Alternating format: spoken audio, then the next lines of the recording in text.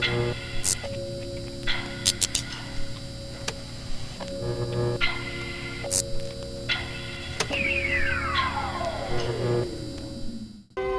help me out, Blaster. Transform and play something nice. And now, a nice and nifty musical selection for easy listening. Hold on to your dancing shoes and go, man, go!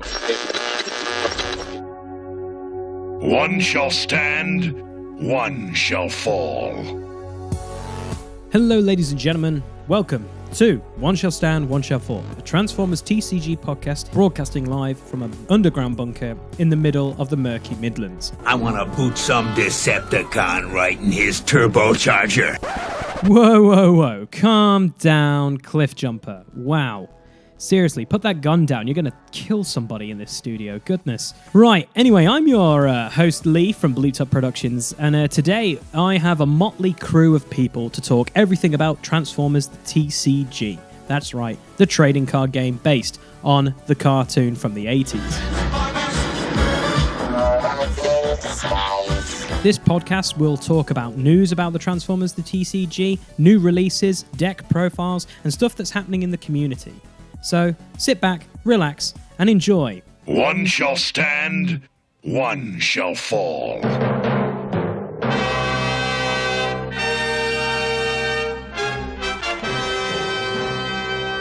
Okay, guys, so welcome to One Shall Stand, One Shall Fall, a Transformers TCG podcast. I never thought I'd be saying that because the game's dead. On the contrary, I still have a trump card to play. Yeah, it's very much alive in the community. And now we've got this huge undertaking and huge project called the ARK. Now, I'm joined on this lovely podcast not by my co-host Mike, but by a good, dear, close friend and friend of the channel, Dave from the Energon Hustlers. Dave, how you doing? What's up, guys? Yeah, all right. Apart from a croaky throat, yeah, I'm good, man. I feel like it's really bad that I'm telling you to do a podcast with a crippled throat. I feel mate, when we agreed to do this, I was fine. It's just the last 24 hours, I'm like, oh, I just sound awful. But it's fine. It's a really exciting day, isn't it? Let's face it, the ARK came out yesterday. I'm hilarious because I've been at work, so I've not had internet. So as soon as I got home tonight, I literally was like, cool, I'm just going to hit that download link on their Facebook page. And oh my God, there is a lot of stuff to print. So guys, if you don't know anything about the ARK, I'm just going to break it down for you. So the ARK is 38 brand new character cards, 40 battle cards, and 20 stratagems. Just that's a lot.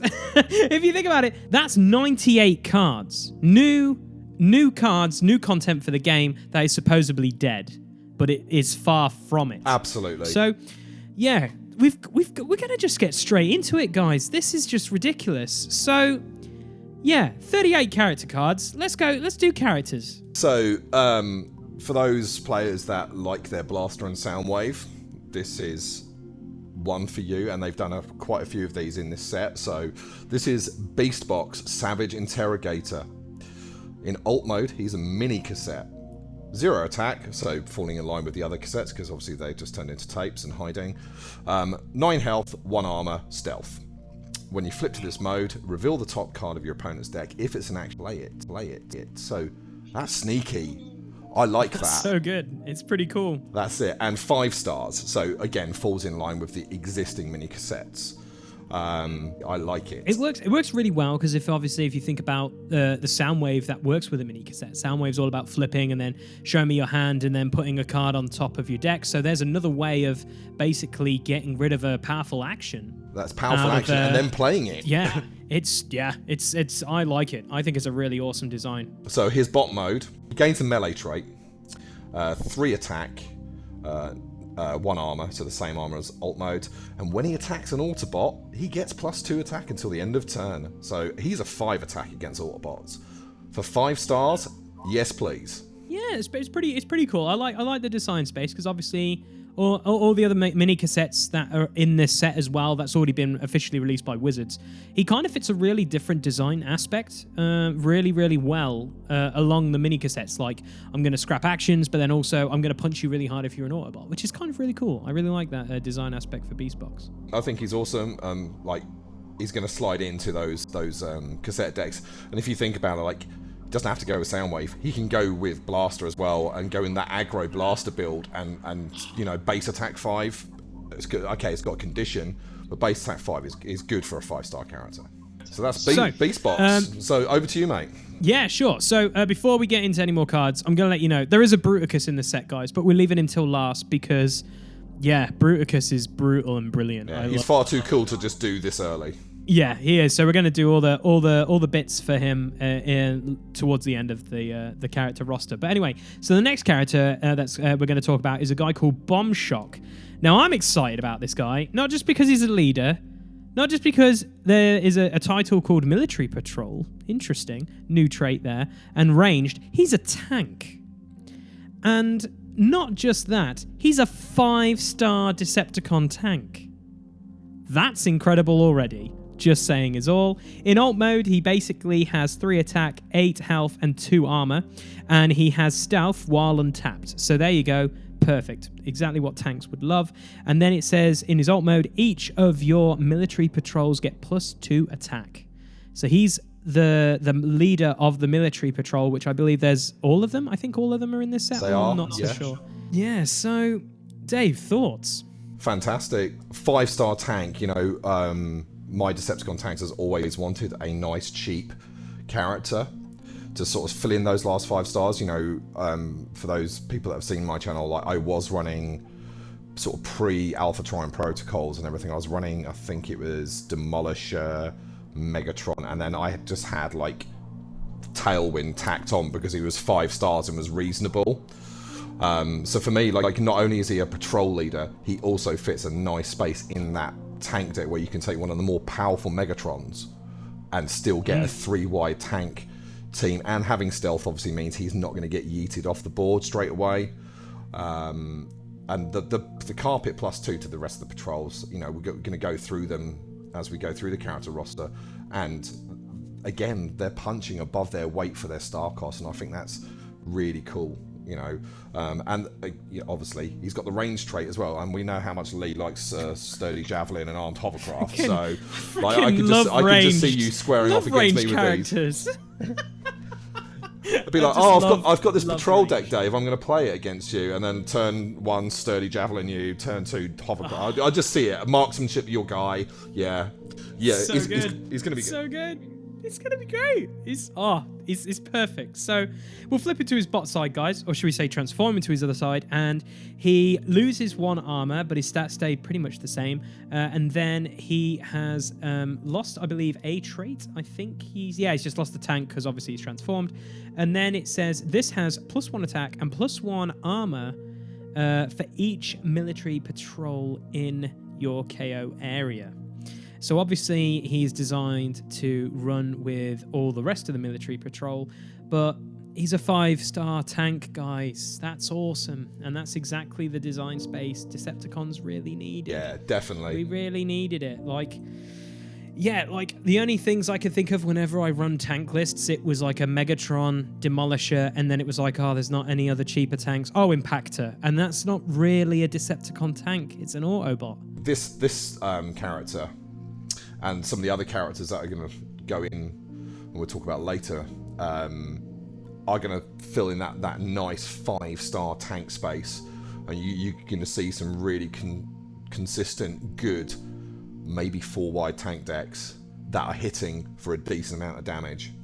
Yeah, 100%. So before we continue, I forgot that one thing we should really add to these cards, Dave, is who they were designed by. So Beastbox was actually... Yeah, so we completely forgot about that. So we apologize for the Beastbox one. So we'll quickly go back and say, well done, Adam Parrish from Blues on Attack. That's a really awesome mini cassette. And Jamie Madison from Powered by Primus designed Bombshock.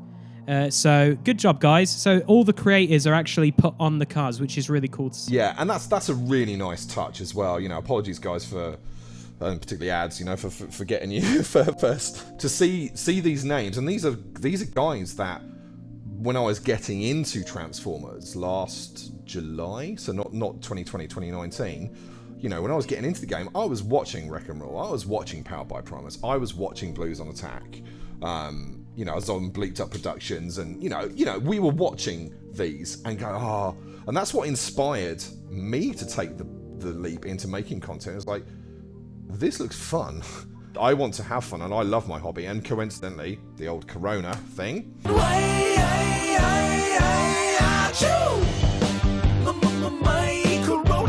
has meant that I've spent a lot more time at home than I would have been in my local game store. So, these guys, inspiration to us, and to see your names, I'll digress a little bit, but see your names, guys, on the cards, that's a really nice touch. It's a really nice touch, I do agree. So, a character I think is just mad. Go for it. It's the Pikachu of Transformers. Insane. It's Bumblebee, optimistic brawler. He is obviously a car. He's a leader, like most of his other, I think most of his other incarnations, leaders as well. Yeah, I believe so. And he's melee. He's only a little one though, and the artwork is classic G1 Bumblebee, the bug. 3 attack, 9 health, 2 armor, 5 stars. That cost sinking 5-star Autobot for what car. He does. What he does for and this cars. is it. And what he does is nuts. When you flip to this mode, draw a card. If you have another Autobot on the battlefield, draw another card.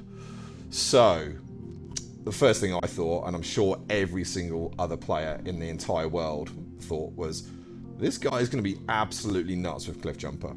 Mm-hmm. So, yeah, like, you're going to flip him to bot mode, which we'll come to in a sec, and draw a card because of Cliff Jumper. Then you're going to play Start Your Engines and flip him back and draw 2 more cards. That is card advantage. That is nuts. That's an incredibly strong character. Is it too strong? I don't know. Like, with Cliff Jumper, that is seriously good synergy. I feel like it might be a very powerful character, but I can boldly say that when the game ended, Wave 5 heavily made Decepticons amazing. Oh, definitely. And Autobots were definitely put on the back foot. This guy is really, really awesome. And I feel like it kind of shifts the meta from, having the annoyance of seeing so many familiar faces in the Decepticons to now possibly seeing this in a really, really new light, going back to Autobots again. Yeah, I agree. Decepticons, they needed that nudge, but I think Wizards went a little bit too far with how far they pushed them, because Autobots did rule the roost for, the first 4 waves. It was nice to see Decepticons get some love, but maybe they just got a little bit too many efficient powerhouses for their star cost, and this is a great counter to that, like you said. So in bot mode, obviously he loses the car trait. When you flip this mode, each of your Autobots gets bold 1 until the end of turn. So, and he's got 4 attack in this mode as well, and 1 armor. So, not only, because Cliff Jumper, you're going to be flip, draw a card, everything gets bold 1, start your engines, I've got Prowl, there's another bold 2, and I've drawn another 2 cards because Bumblebee says so. Like, that is, it's fantastic. That's my first thing was like, no, not Wave 1 Prowl. Wave 1 Prowl, bold 3, what the heck? No. Like, that's mad. Like, like-minded, this is the first thing I thought of was like, Autobot cars are going to be really, really good with this. And, designed by Mattifer, Matthew. Yeah, good old Matt. So, thanks, Matt, for the design on this one. It is stonking. Like, that maybe a Canadian has busted Bumblebee. That's what I'm going to say. Maybe. I think he has. This is the best Bumblebee we've had, I think, for his star cost. He's very good. I have a Bumblebee build possibly going to be completely changed to involve this guy, because I really want to run a 3 Bumblebee wide deck, and I think it's now even more stupidly possible with this guy. So it's going to be quite interesting seeing that. I cannot wait to get him on the board. Yeah, it's very, very good. I'm sure Claire's not going to be happy, but I am. Right, so moving on to the next card. Right, a guy that is a huge fan favorite if you're a fan of the movie or any of the comics. We're talking about Cyclonus, Loyal Enforcer. Oh boy, a Cyclonus is finally in the game, guys. Other than obviously in the Unicorn raid, there is a Cyclonus, but now there's another Cyclonus. What? In this set, and he is a plane, he's a spaceship, and ranged. So that's really cool to see that he owns the spaceship trait. In alt mode, he's got 4 attack, 13 health, and 2 armor. And in his text box, he says, when you flip to this mode, you may scrap a white card from your hand. If you do, move 2 damage from this to an enemy. Wow. That's awesome. That double trait plane spaceship, that is awesome. Yeah, I feel like that's really, really interesting. Also, just to let you guys know, 5, 6, 7, 8, he's 8 stars. That's a really, really strong ability for 8 stars. I think that's great. And a great health pool for 8 stars. 13 health ain't shabby. Yeah, for 13 health. Can't complain. Very, very good. So, Cyclonus in bot mode. He loses spaceship and obviously the plane trait, obviously, because he's transformed. He keeps the range trait. His attack goes from 4 to 5. And his armor stays the same. But he says, if one of your leaders that has 10 stars or more take attack damage, you may have this take that attack damage instead. So I feel like this design space, well done, Nick, by the way, from Blues on Attack, is that you basically dump damage onto him, and then you flip him to his other mode, and then you basically scrap a white card and you constantly shove that damage you just took the following turn onto someone else. I feel that's really, really cool. And very thematic as well. And you can tell the cards that Nick's designed because he's ranted on forever about the movie and the characters from the movie, and particularly his big boy, who we'll come to later. But it is so on theme. It's exactly how Cyclonus was with Galvatron. No, great bit of design. I love I'm going to take the damage and then flip over. You know, you can see if we can get some heavy blue decks going again. Just sort of like take minimal damage on Cyclonus, then flip him back, pitch that card, boom, there you go. And then do silly stuff like bombing run as well. I'll move some more damage over. Thank you. I've got Slipstream on the team. Move some more damage. You know, there's a lot of shenanigans that can be done with this Cyclonus. It is. It's a very shenanigans card. I like it, and I think it's reasonably priced as well, which is really good. So it kind of fits that mid-tier plane kind of builds. Like you could see him working with Windsweeper as well, and just loads of other fun stuff. Oh man, it's good. I definitely think he's a good card. Pretty awesome. All right, so. Let's get into the next one then, Dave. Yeah, we're going back to the military patrol, and this is Dropshot, Relentless Soldier. So yeah, he's military patrol. He's a truck. I do like my trucks. He's melee, 3 attack, 7 health, 1 armor, stealth whilst untapped. So again, fitting the normal patrol kind of mechanic of having stealth, so they just can't get yeeted. And then 5 stars. So that's a solid body for 5 stars.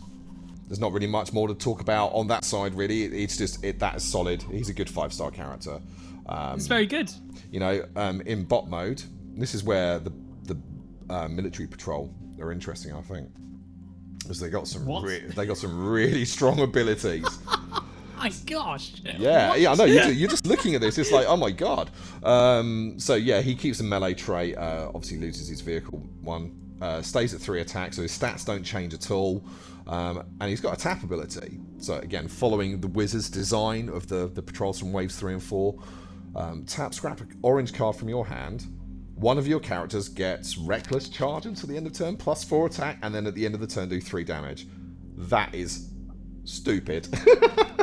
That is great. I don't know what to say. Like, there's a card we spoil in, like, I think it was wave 3 called Micro Capacitor. That just seems busted with this card. Like, you just use it when using a tap ability, you can untap it, and then you scrap that. Oh my gosh, this is stupidly good. Jamie, well designed again. Jamie designing this card. Oh wow, that's interesting. It's strong. You know, a Reckless Charge for any orange card. That is a good ability. So yeah, like I'm looking forward to playing the military patrol. And if you think going back to their commander as well, that gives them all +2 attack. That's stupid. You know, so he's effectively got 5 base attack. I'll load him up, like you say, with a capacitor, tap, +4, and then I'll swing for 9. Yeah, because you untap and then you go, oh gosh, that's interesting. Very strong. Right. Speaking. So I kind of stole another card from Nick. So I'm doing the partner in crime. So obviously I've already talked about Cyclonus. Let's just get into his big daddy, or leader, should we say, of Galvatron, Maniacal Tyrant. He's a leader, he's a tank, he's ranged, he's got 5 attack in alt mode, he's got 17 health and 3 armor, and when you flip to this mode, you may scrap an enemy upgrade. That's really freaking good, and he's 12 stars. Yeah, that is... Well, it's Galvatron. He's supposed to be better than Megatron. He's improved by Unicron. He's supposed to be nails, and that is a chunky buddy. He is 17 health for 12. 12 stars. You know, it's Galvatron. He's supposed to be nuts. It is. And, you know, if we were buying booster packs, we'd probably only be getting him one in every, like, 5 boxes. So you can see where the power level is. I've just got a little visitor who's just arrived back from more listeners. Awesome. My little boy, who is also Transformers obsessed and has been gleefully reading the art project cards today, and he's in his Transformers pajamas, and he's proper happy. But it's your bedtime, mister, so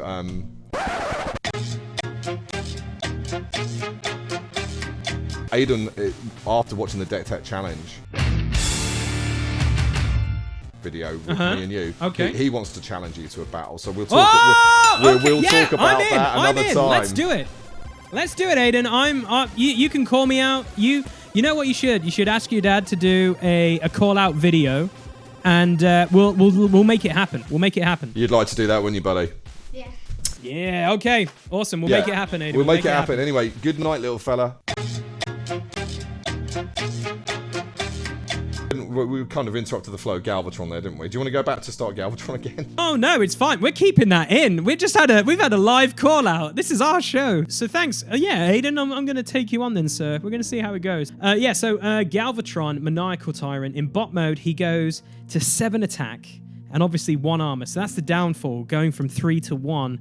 But this is an interesting thing. Just reading this, it's when this attacks, if his upgrades include at least a white, a blue, and a green, and you flip at least a white, an orange, and a black, do 4 damage to an enemy.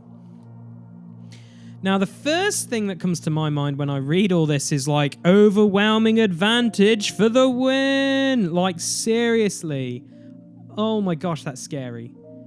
Like, yeah. Can you imagine if you've tooled him up and then you play overwhelming advantage and you shoot one character for 4 and then punt another character off the board for 15 damage? Yeah. Oh my god. Because if you can set it up, and it is, you know, like watching the spoiler video for Galvatron, you know, Nick was like, yes, his ability is very strong, but just like overwhelming advantage, he's very easily disrupted. But if you get it off, like, even if you get it off only 1 game in 20, the time you do, you'll be like, yes, I am a god. And, you know, yeah, like, and it's so thematic as well. It's such a Galvatron thing, like all-out aggression. You know, he's a nutter. Let's face it, Galvatron is a nutter, and this is a great bit of card design from Nick. I love it. Yeah, it's really, really good, and I feel like just me looking out like Nick's 2 choices is 2 huge fan favorites. So obviously the weight of the world is on his shoulders, because. Yeah, if you fudge up a Cyclonus and a Galvatron, well, you're going to be public enemy number 1. But well done, Nick. You seem to have found a really cool design space for both of them. Definitely. And they can both work with each other, which is fantastic. I know. It's almost like they've been designed that way. Well done, Nick. Good card design. Unlike Wizards, who couldn't do the cone heads all working together. Absolute joke. I know. Right. I know. Why was that? So frustrating. Come on, Wizards. So frustrating.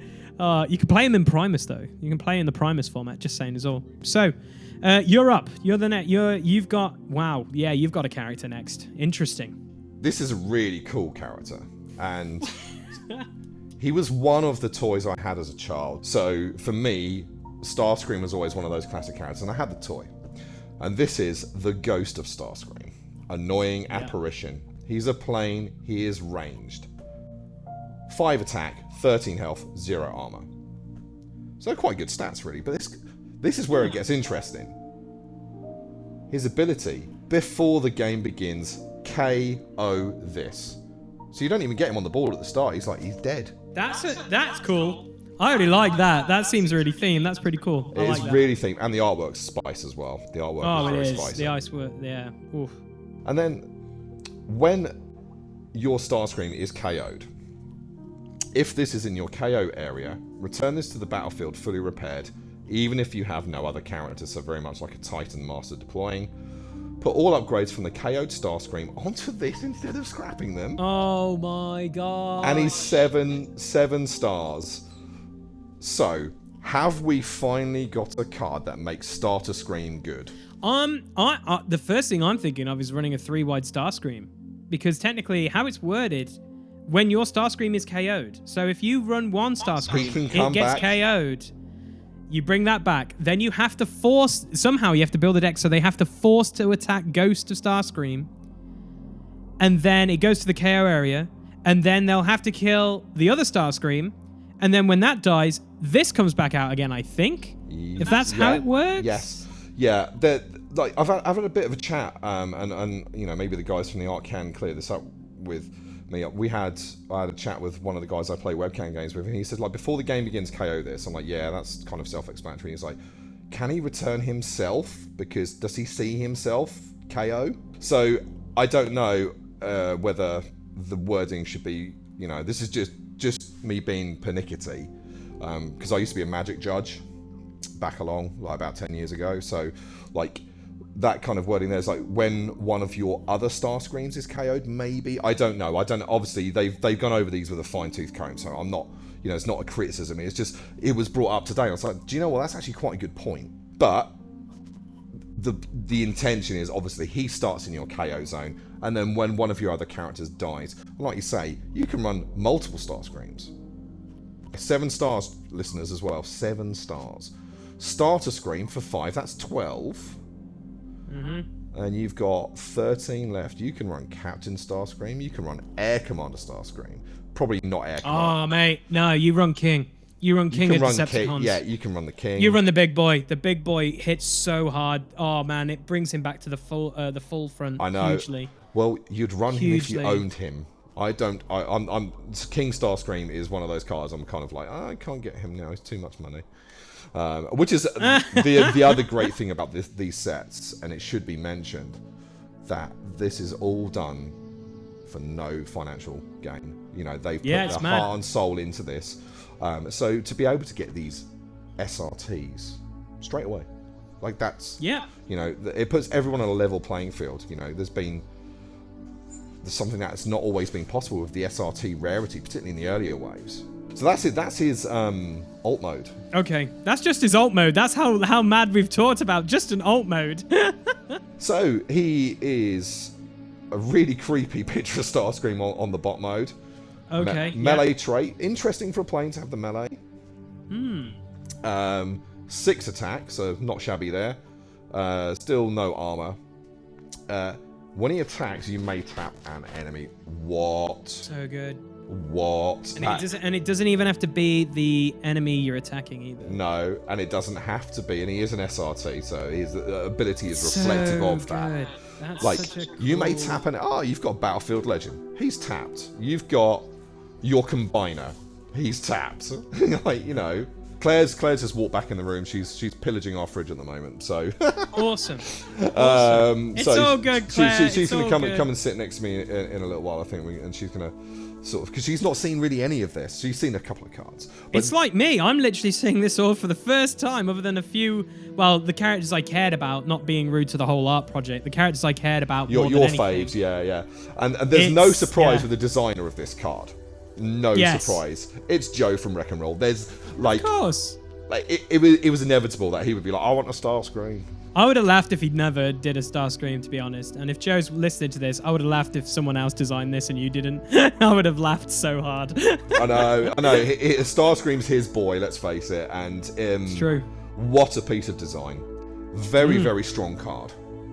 For his star cards, very strong. Very, very strong. But balance as well. Like, effectively, if you're playing the lineup we've just said, you're going too tall. Yeah, you're going too tall. At the start of the game, you're too tall. Third. Yeah. Okay, you are going to get the ghost back, so effectively you'd be 4, but Yeah. you're never going to have 4 at the same time. So it's not like at the start of the game, I've got 4 characters. You've got to wait. Yeah. But no, fantastic design, Joe. Loving that. Loving it. Yeah, 100%. You're up, dude. 100%. Wow, I feel like I'm just getting all the Blues on Attack cards right now. The Blues on Attack boys, I'm just getting all their cards. Like, I know I watched this video because you'll see it on the screen. Like, I freaking love Sharkticons. I'm so glad they're in this game now. So we're talking about Gorn, if that's how you pronounce it. I'm really terrible with names. It's Gnaw. Gnaw. Like Gnawing on the bone. Gnaw, Gorn. Yes, we're going with that guy. My dyslexia and names is brilliant. So he's a Sharkticon, he's a beast, and he's melee. He's got an attack of 3, 10 health, 2 armor. And when you flip to this mode, return a mercenary card from your scrap pile to your hand. Card advantage from the graveyard, and it's a Sharkticon. Man, I love this. And it's a mercenary, and he's only 5 stars. He's 5 stars. 5-star merc. So obviously, I'm assuming, because I've seen the video, there is, later on in the video, there is just a boring normal Sharkticon, but this is the character one. Holy cow, he's so good. I like this. I really think this is interesting. What an interesting piece of design. Not obviously, you can run him with those Sharkticons, and we'll come to those later, but... Oh, yeah. 5-star mercenary. So you can slide him into an Autobot deck, and you get much more stars to play with for your opportune repairs, and same with Decepticon, your opportune offensive. Those cards become better because you're going to be playing better characters. Because who was the cheapest mercenary otherwise? It was Nightbird. Yeah, I love and hate Nightbird. Well, I imagine if you're playing Prime as Nightbird is a swear word. Well, it is amazing in Prime. From a 25-star perspective, a 5-star mercenary is very phenomenal. Cool. Very cool.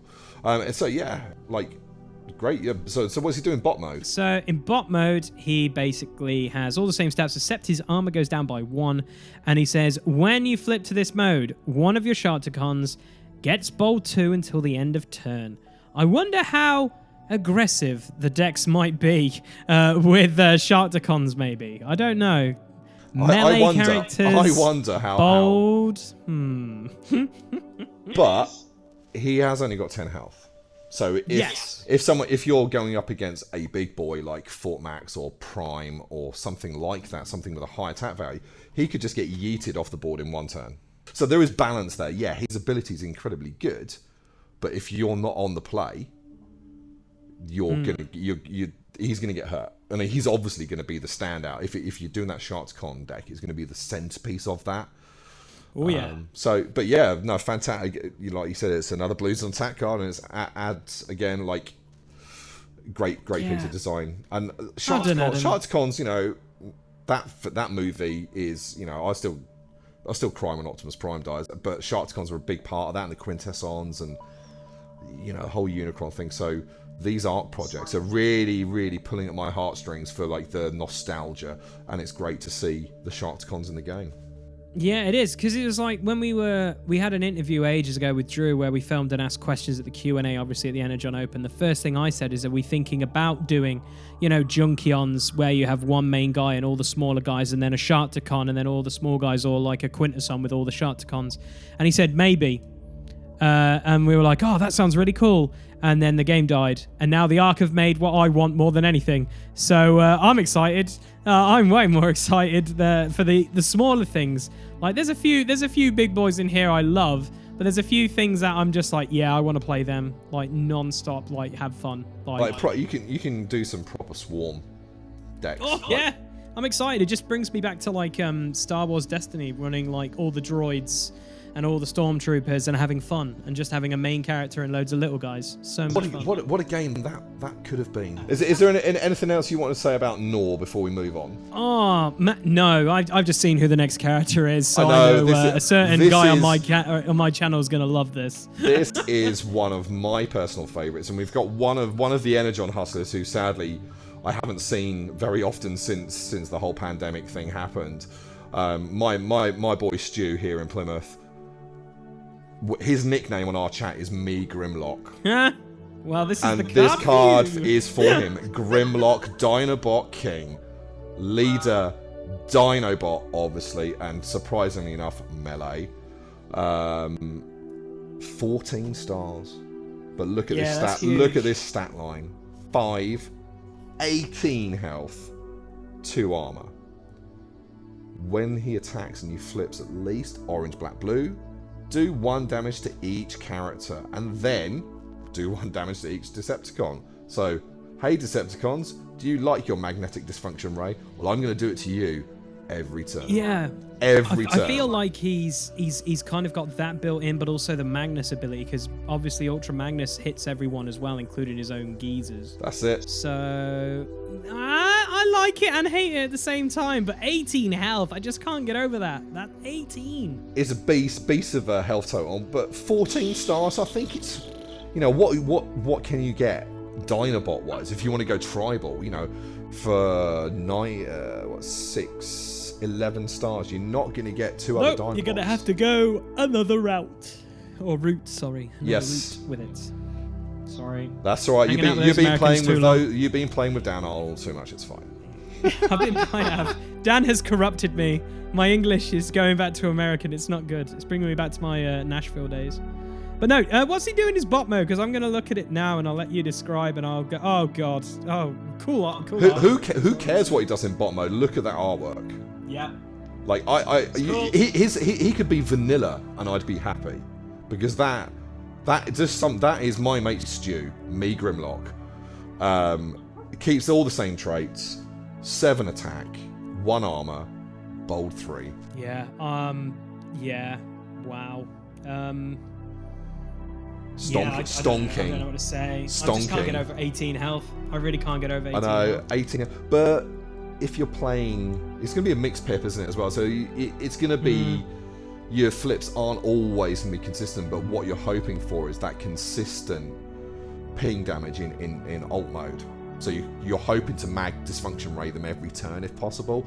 And if it's going to hurt your team more than it's going to hurt theirs, you flip and then you just punch them with bold 3 repeatedly. Yeah. It's a house of a card, but he is 14 stars, so you're looking at 2 wide big boys like brothers in arms styly, or you're looking at him and two or 3 maybe smaller bots. Designed by RJ from Wreck and Roll as well. So you're mad, RJ. 18 health. You're insane, bro. Insane. Yeah, I think Claire's gonna like that. She likes flipping loads of cards. So 18. That's just. So my thoughts originally, he's got a built-in power sword, which is phenomenal, because his power sword is just casually leaning up against his foot, which is amazing. But yeah, he ticks all the boxes. You know, you're gonna put Matrix of Leaderships on him. You're gonna put those Jaws of Steel. Even Dino Chomp makes him even more scarier. Oh, can you imagine? Oh, bold 8, bold 8. No, yeah. I think it's 4. Is it 4 or 5? Bold 5 or bold 4? Bold 5. Yeah, so 8. But my math was right. Yeah, you pitch your hand there. You pitch your hand. So there is, you know, if you're going to go for that, that is where me Grimlock goes and hurts people. Wow. Okay, let's go. Let's move on. That guy's scary. 18 health. I still can't get over 18. Crazy. I feel mean because I got like an awesome 14-star character and you've gone back to... I'm fine with this. I like this. I feel like this is normal. This is great. So I got Growl, Intimidating Thug for the military patrol again. He's a truck and he's melee, so another truck for that lovely group of guys.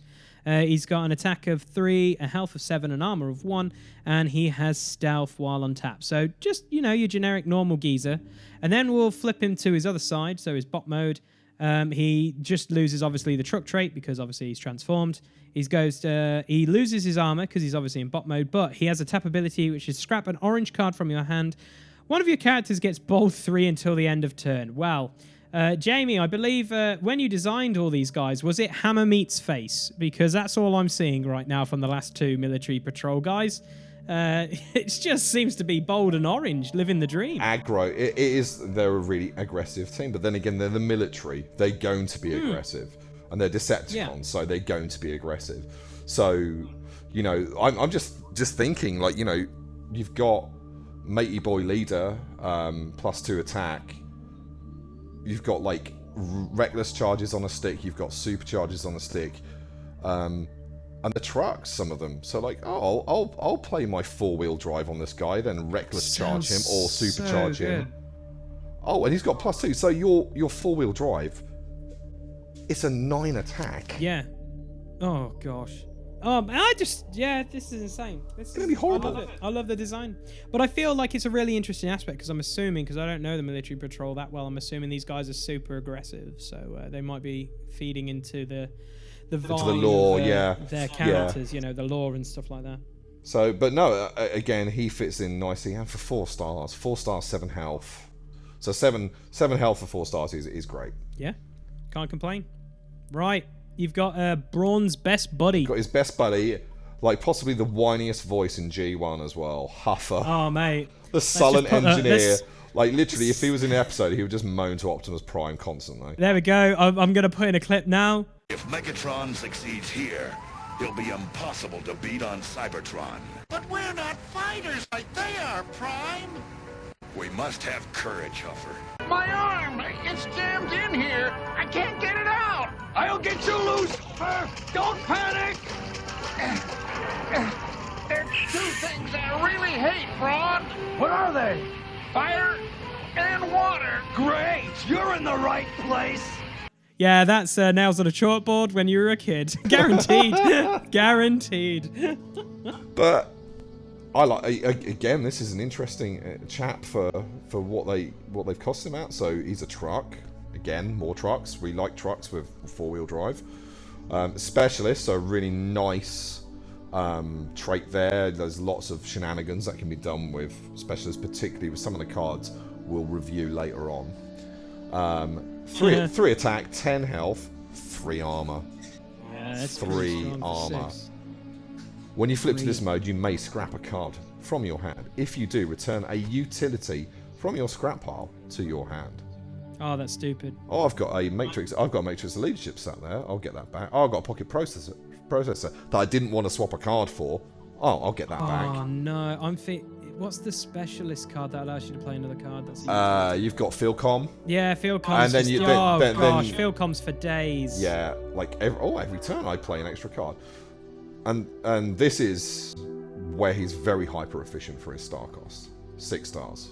Yes. Very good. I think it's incredible. Like, obviously we haven't play tested these cards and stuff, but that's possibly below where to me he's looking more like a 7-star character for that kind of power level.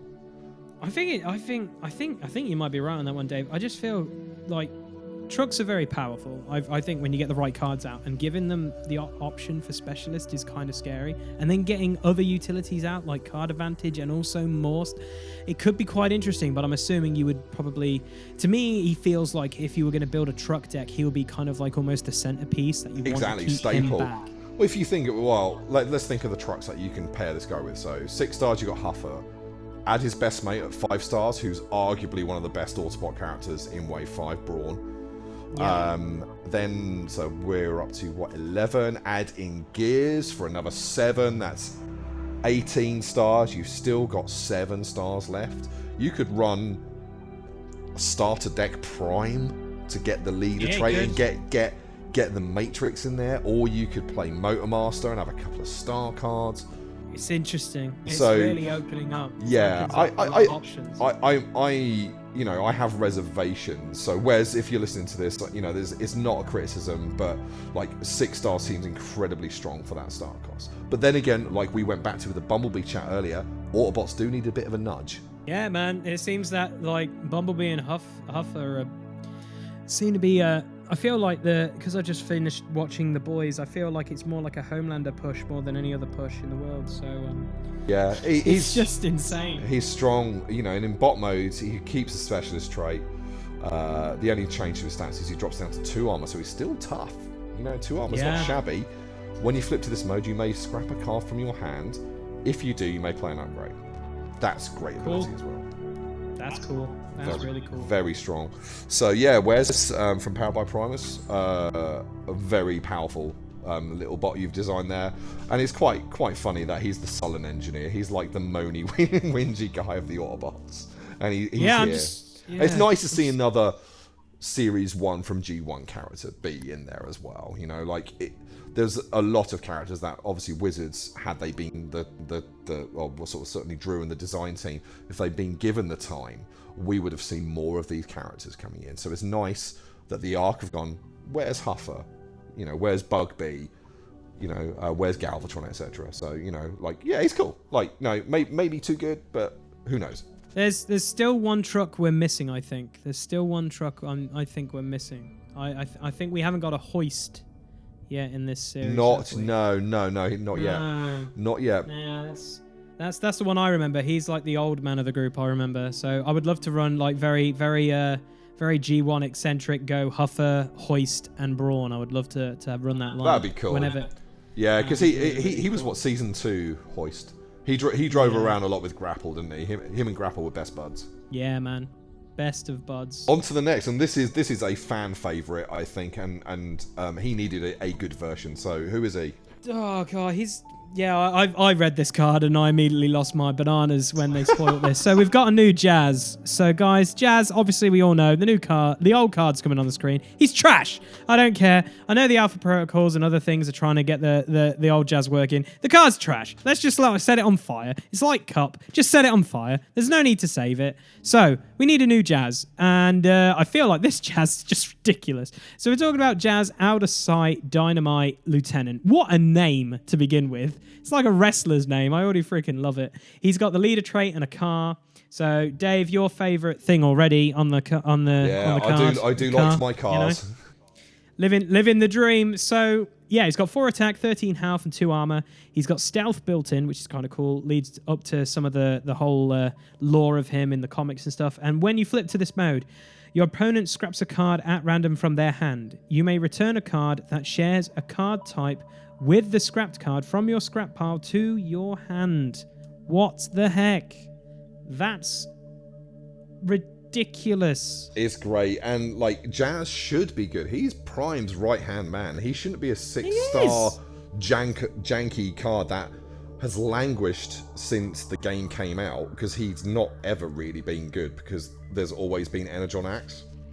So, like, you know, Wave 1 Jazz has never seen any table time. I don't think I've ever put him in a deck, ever. No. And I've tried to play most of the cards I own, even if they're like, oh, this card's rubbish. I'm going to try it out just to see if I can get it to work. So Jazz needed to be good. He needed to be Prime's right-hand man, and here he is.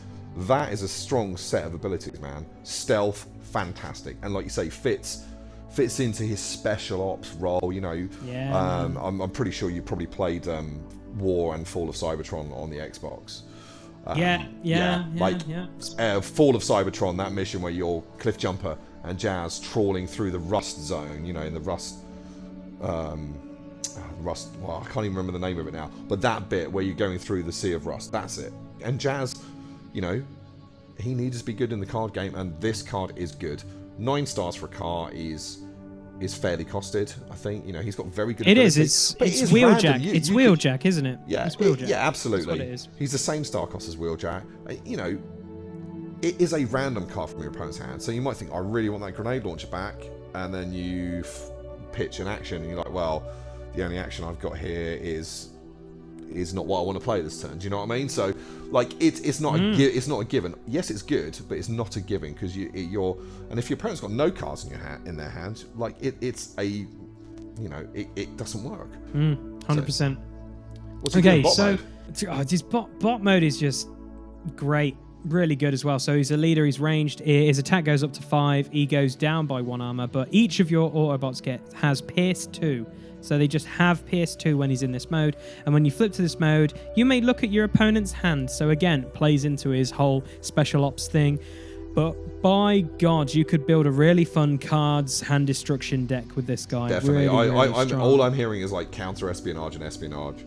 Yeah. That's just...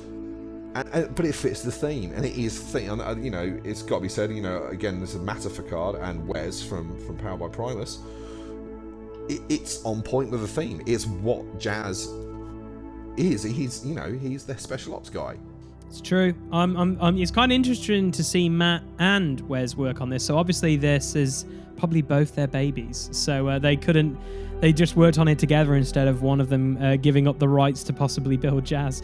Yeah, totally. And, so, and if he was coming in booster packs, he'd be a rare. And I think that's a powerful card that's appropriate to the rare level.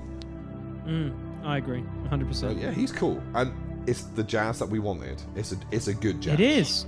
It's a very good Jazz. Like, you cannot lie about it. It's a very, very good Jazz. It is indeed. I think we're going to skip, if you flip on your machine, we're going to skip that. We're going to skip that card, which means I get another awesome character. You do. You really do. Well, to be fair, we've both had some awesome ones, so this is cool. I'm enjoying this.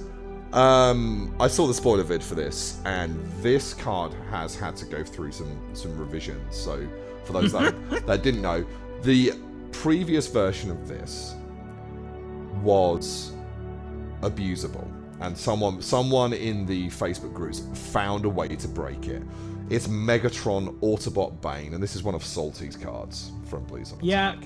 And we knew that Wizards would never do Megatron as a gun because, like, it's a bit frowned upon in modern culture. But, like, they've done it. Salty's done it, and they had to revise some of the text on the other side of this card. But I'll go through his bot side, and he starts in this mode as well because he is a weaponizer. Leader trait, ranged. So there you go, Lee. You can put your sturdy javelins on him. So good.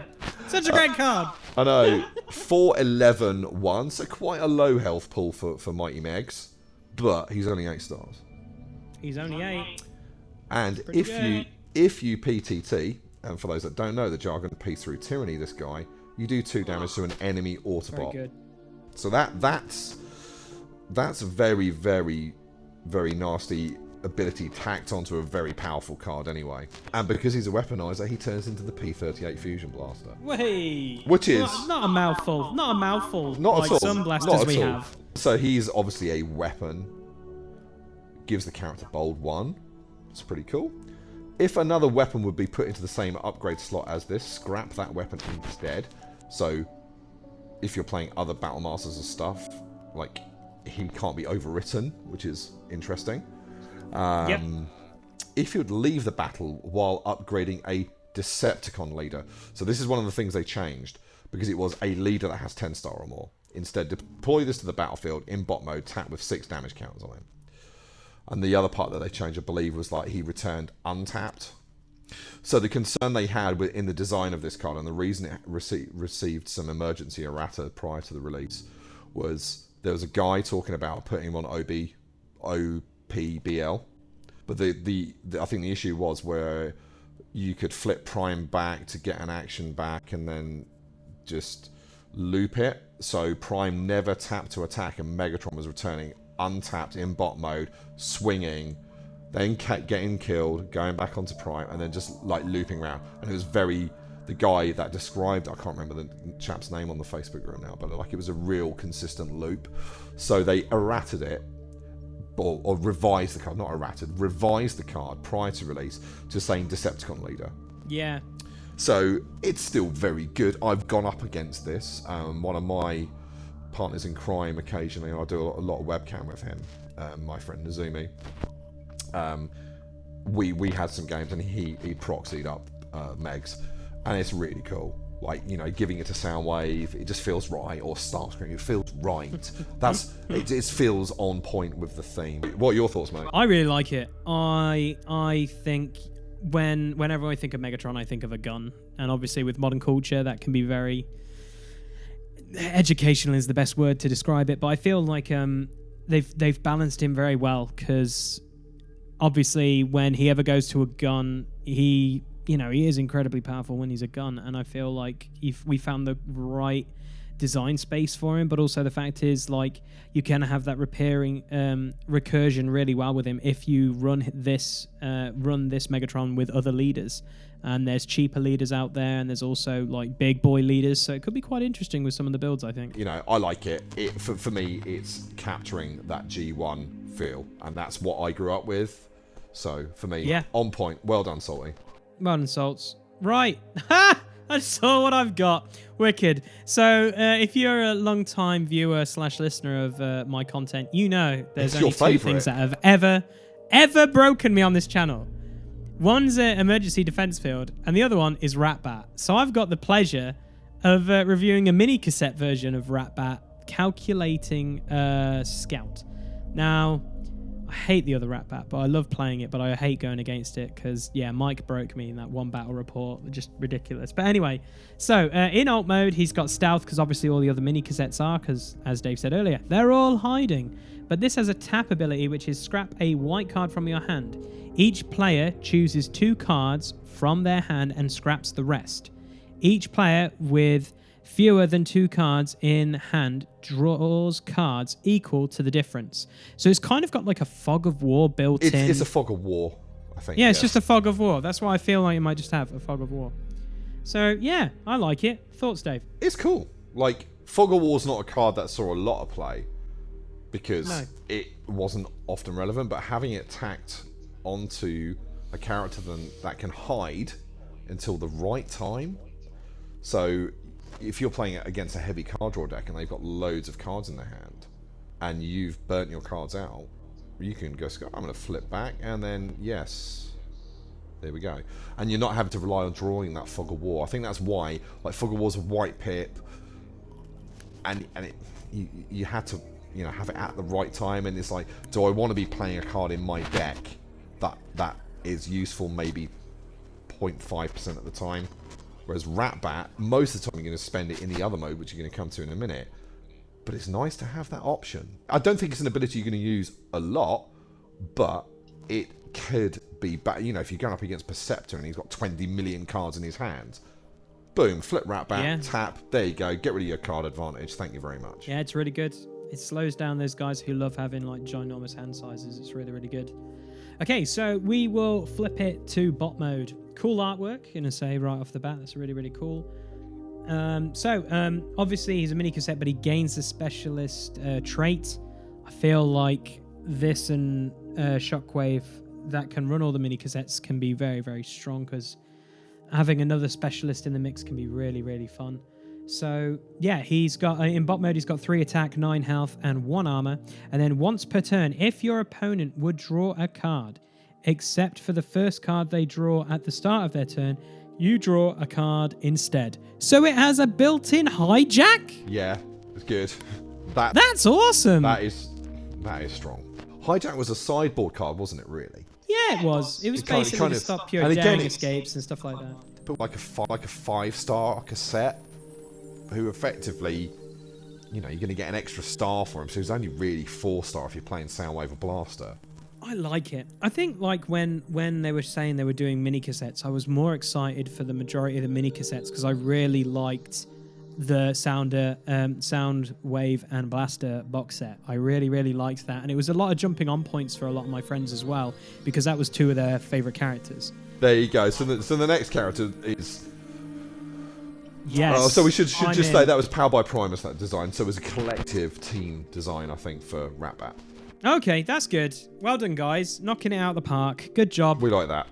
So this character, again, is an iconic G1 Autobot, who, sadly, his official version was a bit meh. I thought it was okay. I just feel like he should have been involved way earlier than Wave 3. I think his armor value was weak, and it just meant he just got put down too quickly, and a lot of the cards that he wanted to use were orange. And moving on to the character's name is Ratchet, who is definitely one of the most iconic characters. The Chief Medical Officer. He's a truck. He's a specialist. So again, we've said about trucks and specialists already enough. 4 attack, 14 health, solid. 2 armor, much better than his other iteration. 9 stars, so not nice middle of the road cost, and with a good health value for 9 stars as well. When you flip to this mode, repair 2 damage from one of your characters. So he's got medic built in. You don't have to get it out your deck. You don't have to play that blank pip card in your deck. He just does it. Okay, I like this. I like it. Very good. You know, escape route, showing off, to name 2 of the let's get some more flips out of this guy. And there is a battle card in this set that is going to be nuts with Ratchet. Cool. I'm excited to see it. Yeah, because I sat today and put all my card order in because I'm getting this professionally printed. I couldn't wait. I had to just do it straight away. So yeah, his bot mode specialist still. Drops down to 1 armor but gains a point of attack. And while he's the only character on the battlefield, he has bold and tough too. That's awesome. Yeah, that is so cool. It just feels Ratchet. Like, you know, I don't know if you've read much of the IDW stuff, Lee, but like, yeah, it feels, he's a big part of the new comic franchise. And going back to what I was saying about the other Ratchet, a lot of the good repair cards were orange, but equally you want him to last, so putting that ability on him means you can go mix Pip. Yeah, I like him. I think they've done a really good job. I think it's really interesting having him as the only character on the battlefield is a really cool mechanic. I feel, I just like deep in my soul right now, I feel like you want to run him, you want to run RC, and then you probably want to run a Merc just so you can just have more healing on the board. Yeah, opportune repairs. Quite interesting. Yeah, Detritus, is it? Or whatever? So, you can run Detritus, but you can also run the 5-star mercenaries that are in this set. So, yeah, like, true. He's really good. So, again, designed by Jamie. Fantastic piece of card design, mate. Really, really impressed by him. And he's the Ratchet we wanted. He's a good Ratchet. He's good. He's strong. I like him a lot. It's awesome. It is really good. Ha! Okay, this is awesome. This is ironic because this was your preview card. This is actually really funny. So yeah, if you've heard or watched any of my stuff, my content, I got to preview a card, and I get to talk about Red Wing again. So we're talking about Red Wing Thrill Seeker. He's a plane. He's ranged. He's got 3 attack, 9 health, 2 armor, tough 1 built in, and he's 6 stars. Awesome. And you said it in your preview video. That's a really nice. That's a really nice star cost for a plane. It's so you know, good for planes. We know that you love Skywarp anyway, but Yes. like this guy is like Skywarp but better, I think. Yeah. Okay. Yeah, I can see that. But the other thing is you can play him with Skywarp and still have 13 stars left. It's so good. It's just so good. Oh, and then we'll flip in the bot side. And basically, he's still got the trait ranged. He goes to a 5 attack. He loses an armor, so it goes down to 1. And he has a revenge mechanic built in, so your opponent scraps 2 cards from their hand. Very interesting, seeing how previously we just talked about Ratbat, and maybe him and some of the I'm feeling a bit of fun times over at Team Powered by Primus with card manipulation of your opponent's hand, guys. I see what you're doing. I see what you're doing over there in the States. Yeah, I like it. And it's... I don't know about... Because obviously you play Magic as well, or you play Commander, don't you, I think? And I played a lot of Magic. I started playing Magic in 96, and I stopped playing in 2016. So I played Magic for a long time, and I played Magic at top end. And one of the things that was noticeably absent from the Transformers TCG was that NPE of hand disruption, counter spells, like, you know, the mana denial, all the things that like a lot of Magic really despised wasn't really in the game. And the cards that were in the game that did it, apart from maybe Espionage and Counter Espionage, which are really solid green pip cards, there wasn't a lot that was efficient. It's like, I never played Disruption or Disruptive Entrance because it didn't do enough. But when you've got characters that have got it like on a stick, then those cards become much more powerful and becomes a viable strategy. Like hand denial, particularly there are some characters that love their card draw, Shockwave, Perceptor, so on and so forth. You know, there's a lot of characters that like those massive card hands. Cars, which I love. Cliff Jumper with Bumblebee. Do you know what I mean? Like, so it's nice that they thought, well, hang on, we're giving some really strong card advantage engines in our wave. So what we need to do to balance that, and this just shows you the level of preparation that these guys have done over the course of the 3 months that they've been designing or more. I think they probably still. I think when was game was cancelled in July, wasn't it? So it's 3 months of significant work. So to put that counter balance to the crazy card advantage in the set is very, very, very intuitive design and very clever. Yep. It makes you think about how great revenge actually is as a mechanic. Like, I'm trying to think now, not like mainly... Triptychon was the only real revenge abilities. Maybe like Raider Rumble, maybe. Yeah. But you never really bothered having him in that mode. You was always, I'm just going to punch you with Rumble because he's got a good attack for his star cost. Yeah, and he's got a good health. Exactly. He had, what, 11 health. So to see strong revenge abilities in the mode that you want to be most of the time is good. It's pretty good. You know, yeah, it's very strong. Yeah, I like him, and you like you said in your video, like he's great for his star cost. 6 stars, great design. 6 is like the perfect number. Like I think 6 is so good. Like 6 is a great cost for most stuff. Sometimes can be a bit broken. Prowl being one of them, I think. That's just me. I'm not saying nothing because I'm not saying anything. I love my cards. I feel like I've been hanging out with D too much. He really doesn't like Prowl, but I feel like that was a perfect design space for cars. Like Prowl, 6 points fitted perfectly with other cars. But no, great card. Really, really great card. So yeah, loving it. Awesome. Right, Dave, your card. We're back to the tapes. Woo! Yeah. And we've got an Autobot one. Woo! Rewind, the data collector.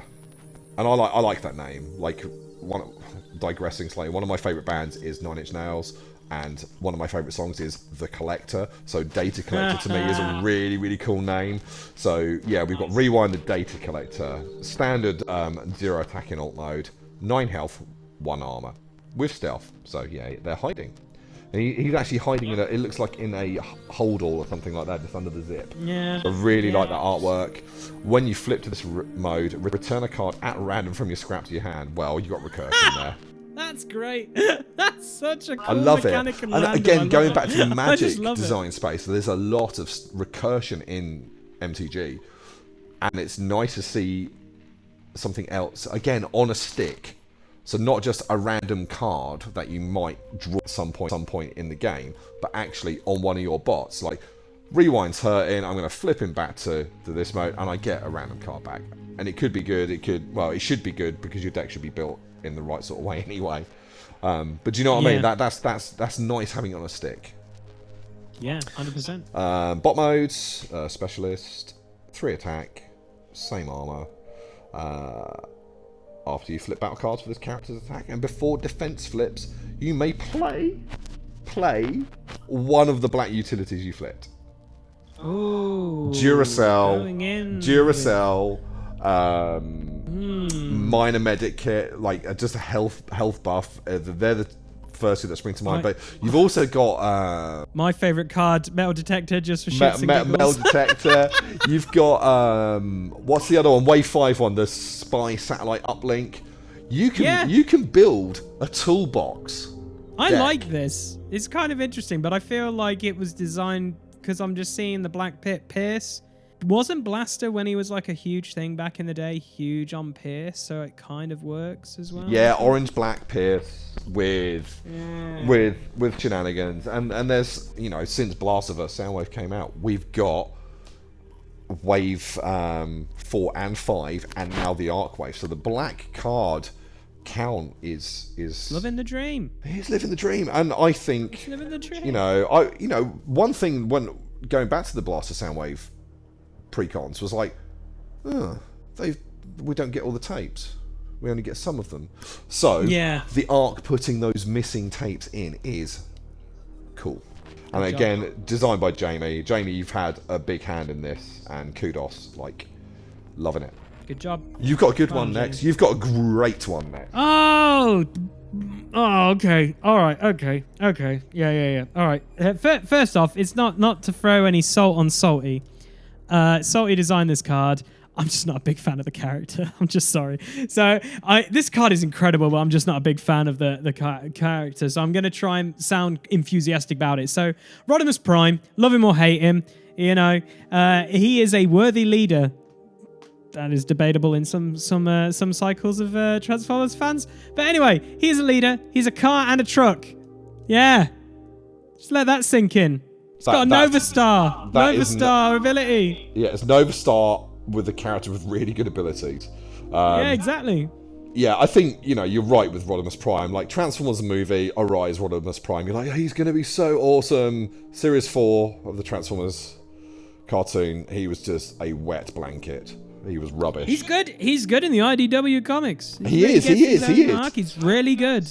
But, like, in the G1, you're like, oh, really? And I've recently rewatched it. You know, me and Aiden have gone through the whole thing. You're like, Rodimus, why? You could have been so much more.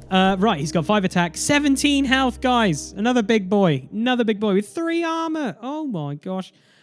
He's 12 stars, and in his text box it says, when you flip to this mode, return a matrix of leadership from your scrap pile to your hand. So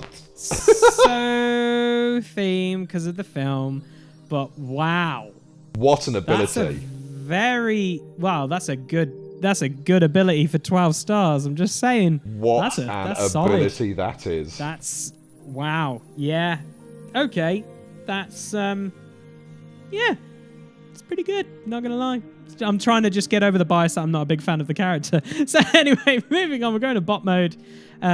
He loses obviously the amazing traits of truck and car, but he gains ranged, guys. I love a good ranged character. His attack increases to 6. His armor drops down by 1, so it goes down to 2. And then the text says, while this is upgraded with a matrix of leadership, he has +1 attack and pierce 2. So if I'm right in saying that, would that mean with the matrix himself then, he gets +2 attack and everyone else gains 1 pierce and he gets pierce 2? Yeah, he's 8 attack. He's Optimus. That's pretty good. He's OPBL level of attack with the Matrix equipped. That's good. And, that's not too shabby. And you can get it back. I'll blow up your Matrix. I'll get it back. I don't care. Yeah. I'll just play it again. It's pretty. Slap pretty you good. for 8. It's great. Like, okay. For you know, and also, you know, you're not a fan of the character, but what a piece of art they've chosen there. The artwork is cool. I'm not gonna lie. I'm just not the big Rodimus fan. But I do like the card design. I do love the artwork. So Salty, maybe this card might change my thoughts on him. But I probably have to go see a doctor about it. Because I'm just not a big fan of Rodimus Prime. Well, I'll tell you mate, now, you've knocked it. For anyone who loves this character, I feel like, yeah, like you were saying, he feels like OBPBL with Matrix on and stuff. Yeah, you've knocked it out of the park if people absolutely love Rodimus. Like, before we recorded tonight, my little lad, he can read very well. And I think Transformers has helped him there. So any listeners that got young children, it's never too young to get them into this. You know, like, if they can read, it's built his reading ability up massively. And Aiden's words were, Rodimus Prime is ridiculous, Daddy. Let that sink in. He's always playing OPBL, so I know. Well, he is. It's his favourite, and I think Rodimus Prime's going to be his new favourite. So I can imagine when my Rodimus Prime arrives, it's not going to be in my hands; it's going to be in his. Yeah, more than anything, he's just going to run too wide all the time on you. I know, and make me cry. Yeah, just like, I don't want to play anymore. Go away. Do you know what? When Sky Shadow hit, he was just Sky Shadow all the time. I was like, no more. Dismantling the deck. No. But yeah, no, great design, Salty. Like, he's strong, and it's what Rodimus should have been. You know, like, he should be a strong character. He should be like the flagship of the post-Prime cycle. You know, like, and he is. Yeah, very good. So, we're back to tapes. Ooh, back to tape. You're getting all the mixed tapes. I'm getting. Well, I used to be a DJ back along, so. There we go. Before I became a dad, I was a DJ. So, and then I had to grow up and get sensible. So this is arguably. There's 3 tapes, isn't there? There's 3 tapes that stand out from the G1 cartoon, and this one was one of the funniest. Characters, particularly the line in the Transformers movie where, hey, no one calls Soundwave uncharismatic. And what a weird line. What a weird line. I know, it's Rumble. He's the demolitions expert. He's a cassette. So 091 stealth. When you flip to this mode, your opponent chooses one of their upgrades and scraps it. So Smelt on a stick.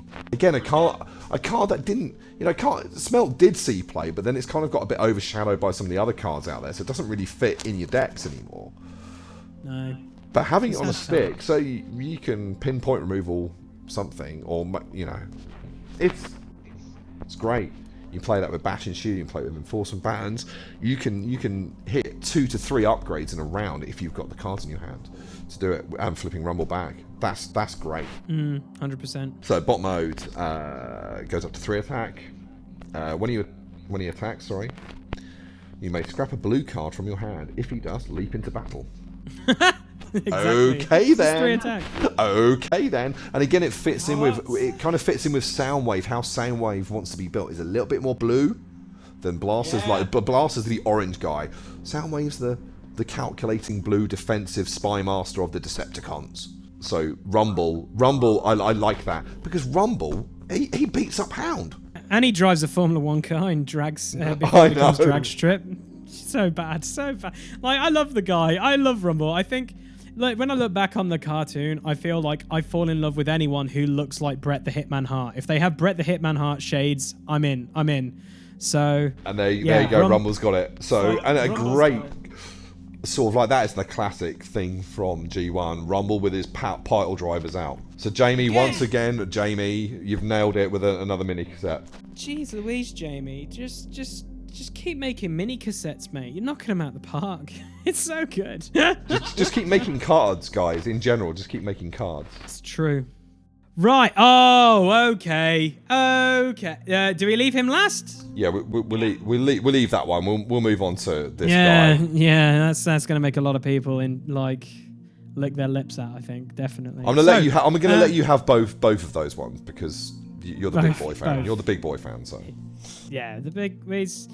Yeah, he has to be last. So what we've got next, guys, because we've skipped technically in this we've skipped a lot of characters because we're leaving bigger things towards the end because they're so good. But anyway, right, I get the opportunity to talk about Scourge, Opportunist Tracker.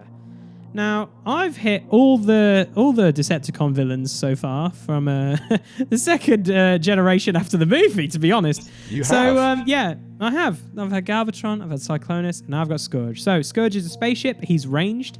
He's got an attack of 3, health of 12, and an armor of 3. Very, very good for a ranged spaceship. Right.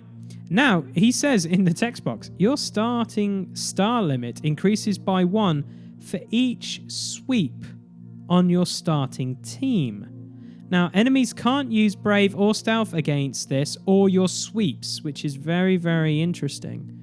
So I'm assuming we're going to bring up sweeps a little bit later, but thoughts, Dave, on this thing? Yeah, that's horrid.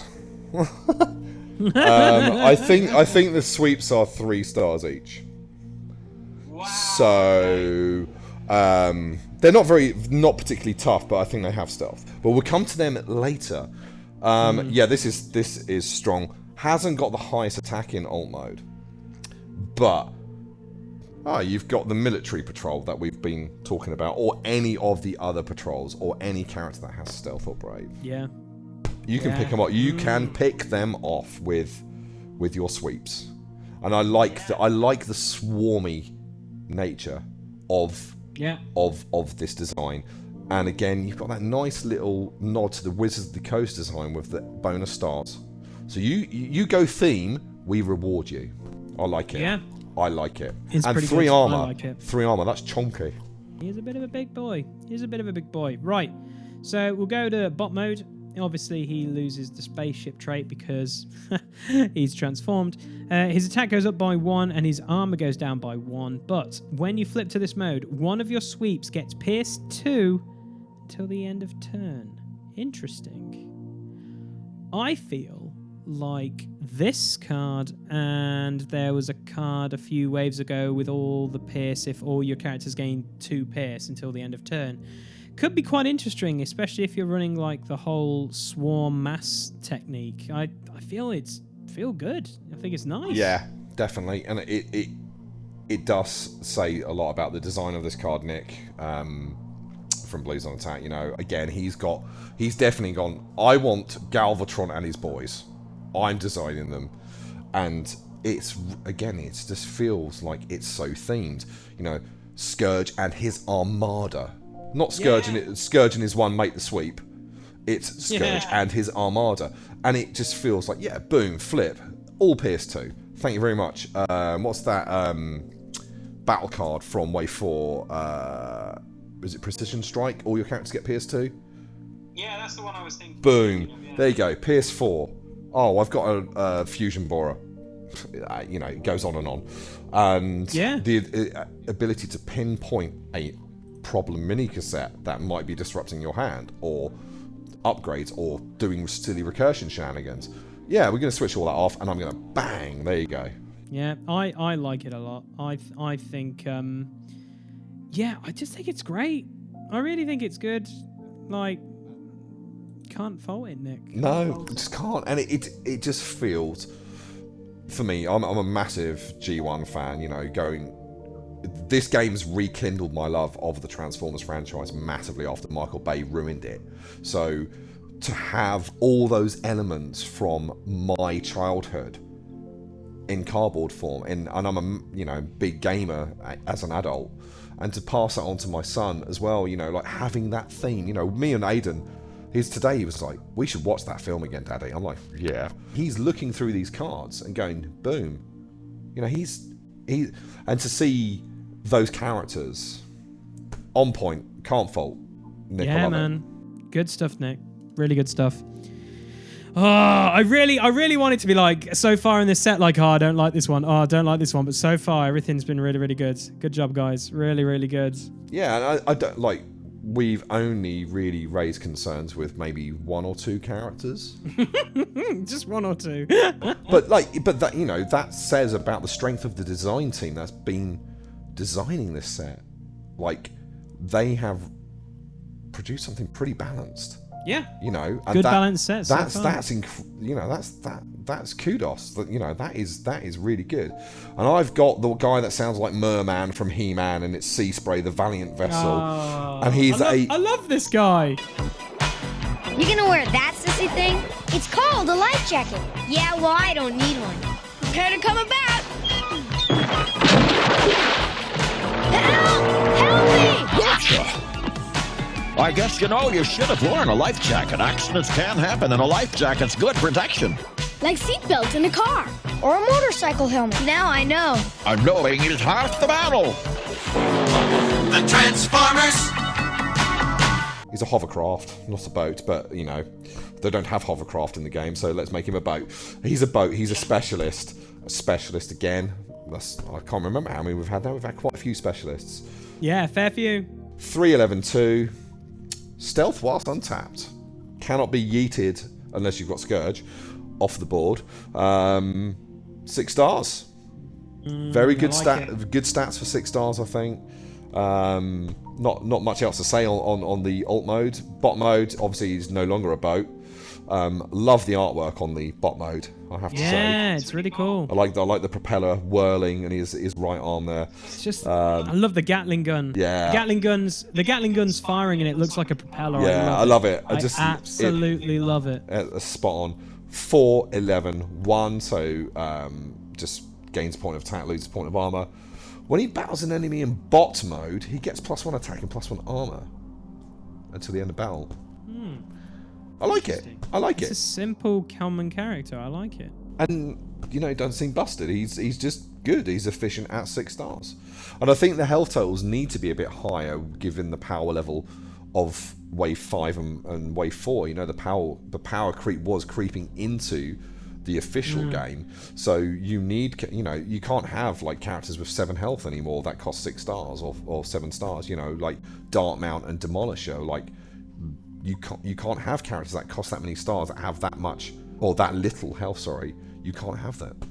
So this is true. You know, 11 health for 6 stars. Nah, it's great. I like him, and it is again RJ from Wreck and Roll. So love it. Good job, RJ. Good we job. We like it. We like it. We like it a lot.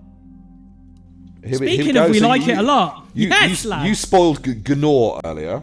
A Gnaw or not? I don't know. I can't. My dyslexia with names is brilliant. It's honestly, I'm just messing. I'm messing. But here's his boys. Who are they? Right. Frickin' come on. Let's go with a Sharkticon Feeding Frenzy. So you got the Sharkticon, you got Beast and Melee for their traits.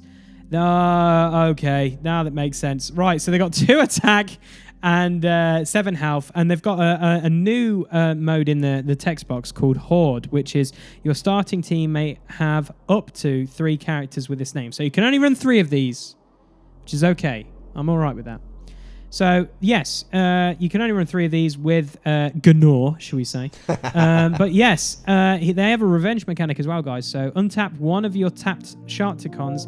If you don't, draw a card. I think that's a rather cool, awesome mechanic. It's a really cool ability. And how cheap is this mercenary? He's 4 stars. What? He's 4 stars. That's like Slammer, but better. It's sad.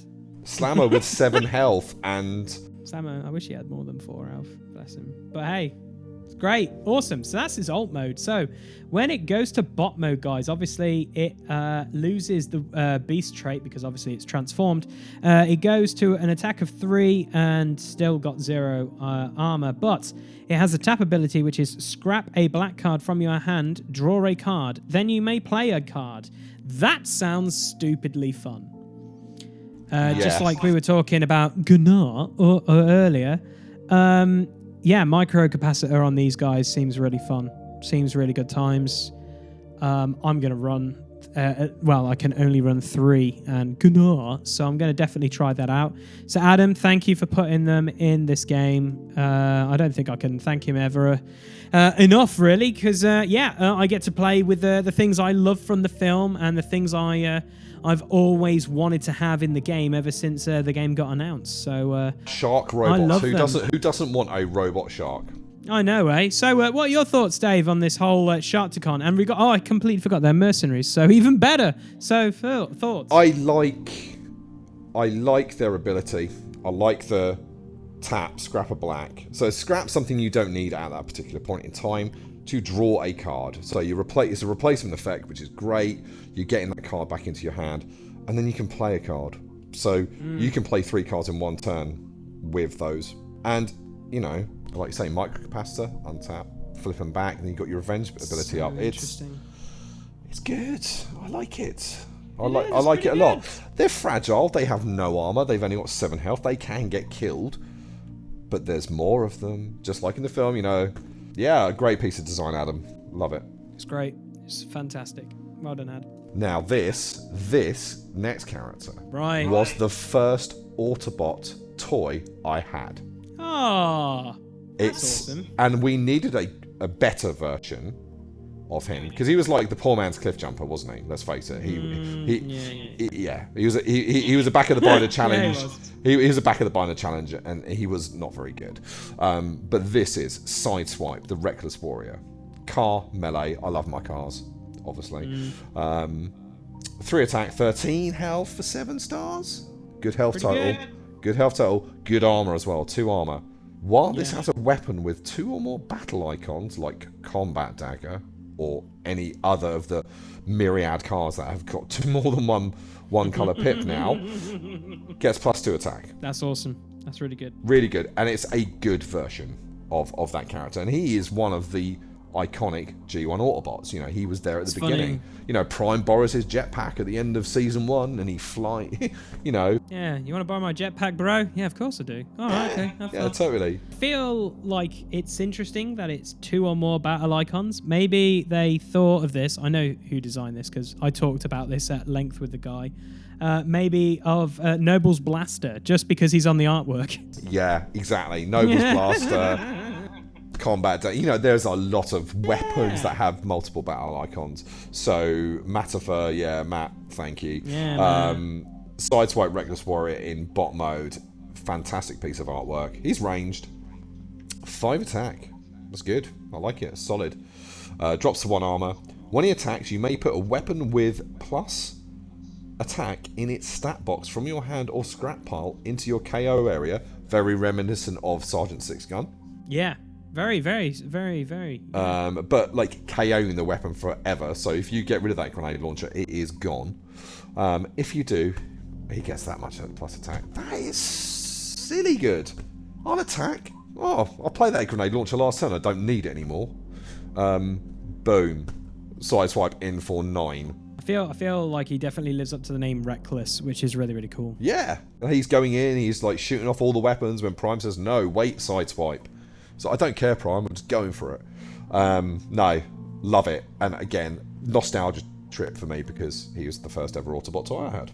Yeah, I'm just excited about both of them because I was talking to Matt about them, trying to like not ruin the cards for me, but I was like, dude, tell me they work well with each other and all that jazz, and I'm gonna try and get a talk with him to do a video about just talking about them and maybe some deck ideas, because him and me love Sideswipe and Sunstreaker. They're the two Autobot brothers that work in tandem, just like Runabout, Run Amok.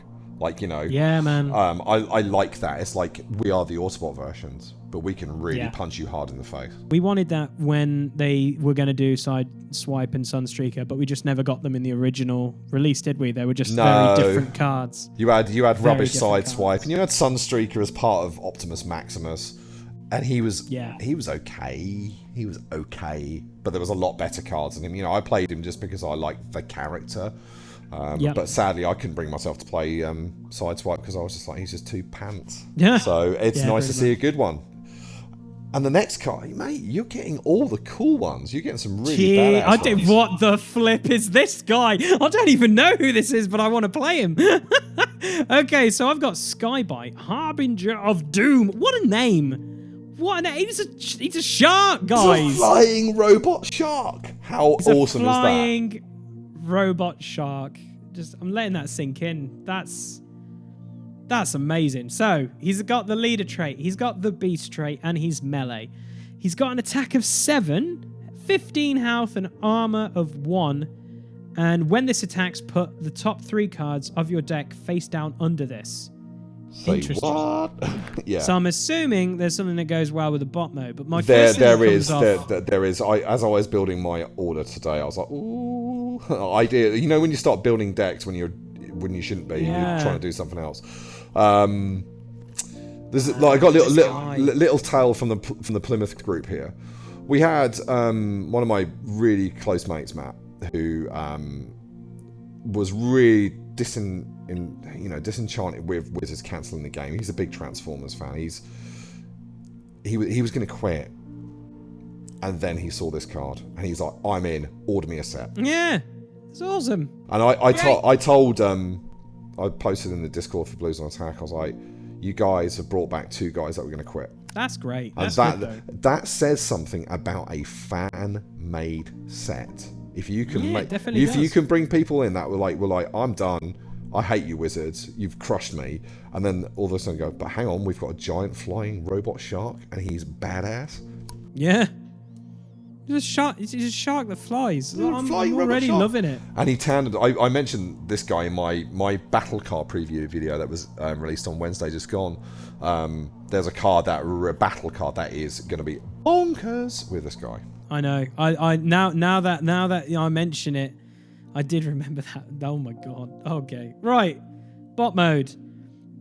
I don't know where to look with this guy. It just looks like anywhere you touch on him, he'll just cut pointy. you. He's very pointy. Yeah, he is. He's just you wouldn't want him to walk in a china shop at all. So yeah, so he's got the leader trait and he's got range still. So he loses beast because obviously he's transformed. His attack goes down. So obviously he's more powerful in alt mode. That's kind of cool to see. And he's also got no armor in this mode, which is interesting. But in his text box, when you flip to this mode, play a card from under this. Scrap that card at the end of turn. Wow! That has a Sky Tread ability. That's kind of cool. It is very cool. It's going to be random because I believe the ruling for Skytread was you weren't allowed to look at the cards. So it's going to be like you can play a card underneath it. You're going to know what those 3 cards are, but you don't know exactly what one you're going to hit. I think that would be the ruling with it. But if you know, well, there's something really cool under there, I'm just going to go for it. Flip, boom. Showing off, thank you. Yeah, this is awesome. Yeah. Oh my god, could you run a Daring Escape deck with this guy? I think you could. Maybe him and Nemesis Prime together. Maybe. What have you done, Matafer? What have you done? Maybe that. Yeah, we might. That'd be fun. But again, very powerful effect, Lee. But he's an SRT.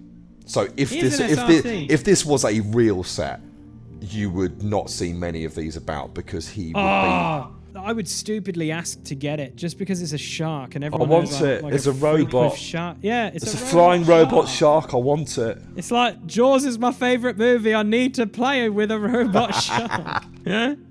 I love it. I love it. Great cards. I need to now. I'm gonna write this down and do some Wikipedia on him because I don't know where he's from. All right, Dave, you have got the next character. Yeah. I don't like the big characters as much as you, but one of the big characters I really do love, and I've tried to make the promo version work. That's Omega Supreme. You know, the way 4 combiner Omega is better, but he's still mid-range character. He's never really been up there. So for me, the promo one was something I really want to make work, and I've tried it, and it's fun, but it's never really kind of got there. Do you know what I mean? So this is a really nice bit of design from the ARK team. Specialist Countdown, the Transport Space Explorer. He's a space tank, and he's a specialist again. Here we go again. Specialists. He's very ickle. He's only got 4 stars, and he's a little boy. He's got 2 attack, 6 health, 1 armor. But more than Slammer. What's going on? It's still more than Slammer. And he brings something very cool to your promo Omega Supreme or your Captain Omega Supreme deck if you want to go that way. Your starting star limit is increased by 2 if you have Omega Supreme on your starting team. So you can have a 27-star team with Countdown. So what's Omega Supreme promo is 19, so it's 23. You've still got 4 stars left, so you could have a 3rd character, one of these great new 4-star characters, or you could go heroic spotlight, blue card, you know, double blue, and get some of these cool new cards that are like hitting the Pierce. That's in the game. So I like that. And whilst you've got Omega Supreme on the battlefield, he's got stealth. So come at me, says Omega. I like it.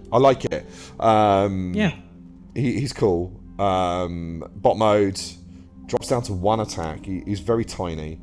But he's got really cool tap ability. It's tap, scrap a card from your hand, draw 2 cards.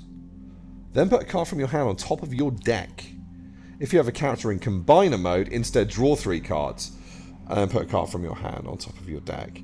So that has real synergy with Captain Omega Supreme from Wave 4. Yeah, it definitely does. Draw 3, stack a card. I'm going to stack that double black pip I need to punch through some damage. Yeah. Enough said.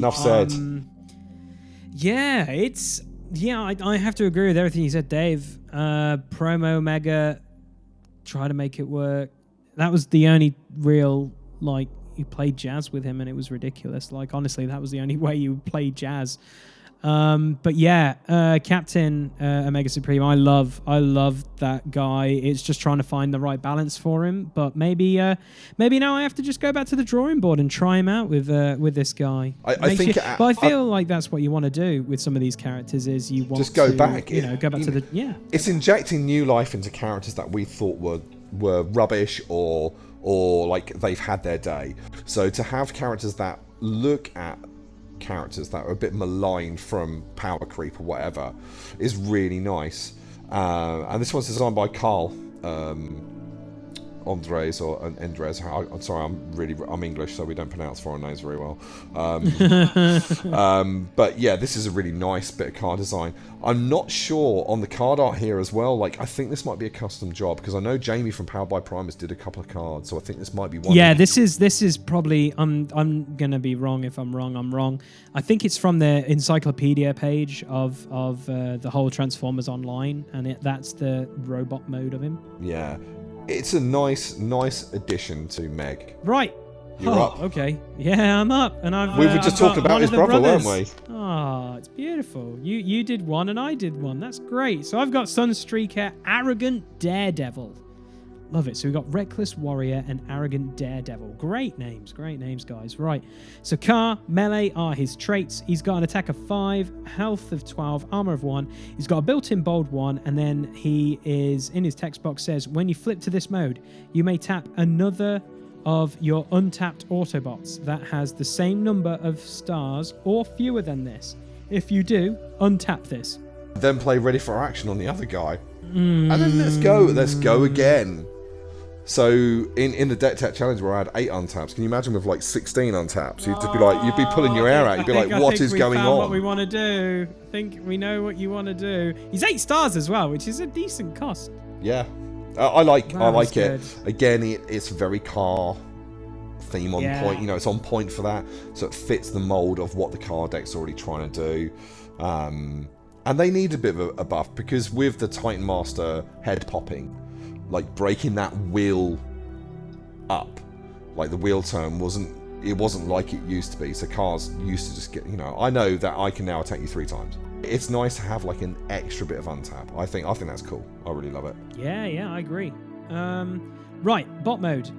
He obviously loses the car, and he goes from melee to ranged. Just saying, it's quite nice.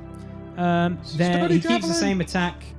Yeah, I know. He goes to javelin. Love the javelin. Goes for attack 5, so keeps the same. He gets more armor in this mode than he was in his Lamborghini mode, but in the text box, when you flip to this mode, you may scrap a card from your hand. If you do, return a weapon from your scrap pile to your hand. Obviously, this was designed with his brother in mind. Absolutely.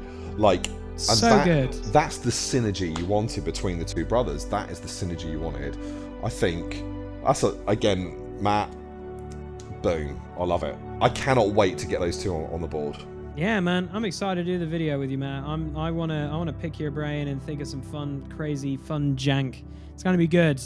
Looking in the cars in a new era with Sunstreaker and Sideswipe. So, sir, I believe it's you next. It is the next character. Oh, I've got one of the Horde guys. So this is you spoiled the big boy Scourge. Yes. And Cyclonus and Galvatron. So not spoiled, but like you reviewed them. I've got the Armada, the sweep.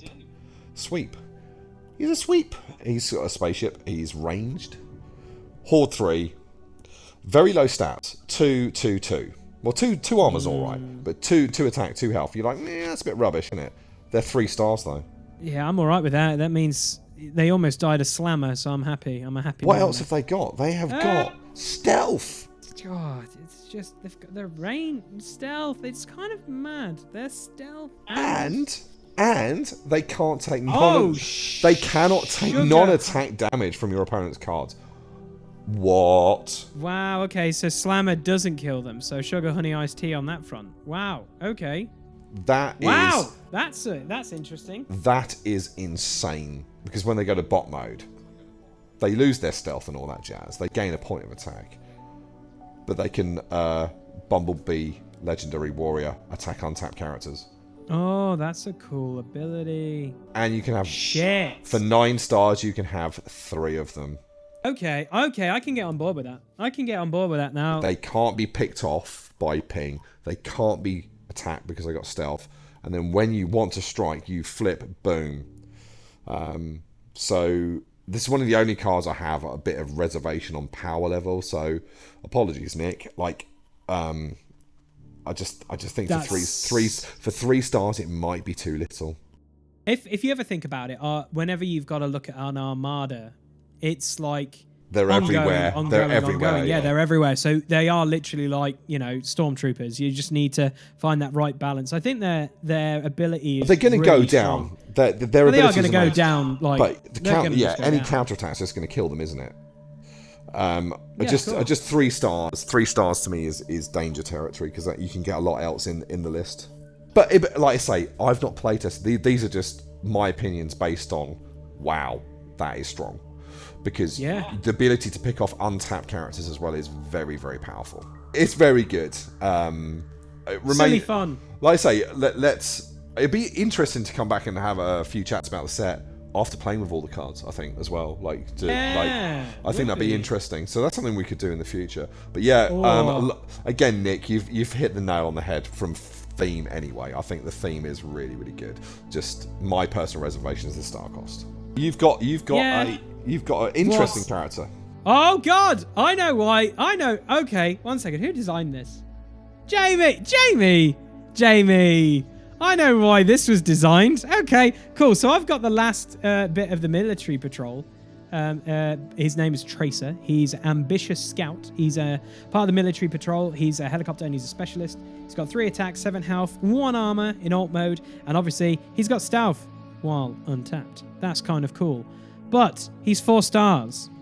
The first thing that comes to my mind, not just because I've posted a lot of these promos off to my play group for, attending Transformers events, and now we're going into a second lockdown and loads of fun stuff that we're not going to be able to do and meet up, is Tidal Wave. Tidal Wave, one of his geezers can have a 4-star helicopter, right? I know, and that's the first thing I thought as well.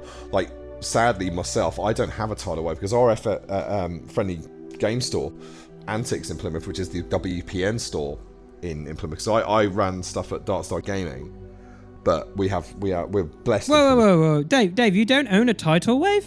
I don't have a Tidal Wave. I'll send you a Tidal Wave. I've got a Tidal Wave here. I'm literally looking at it now. I can send it you. I'll send you one with Arcana. So there you go. I would love that because and again with the news today, the time of recording, like the UK is going into another month-long lockdown.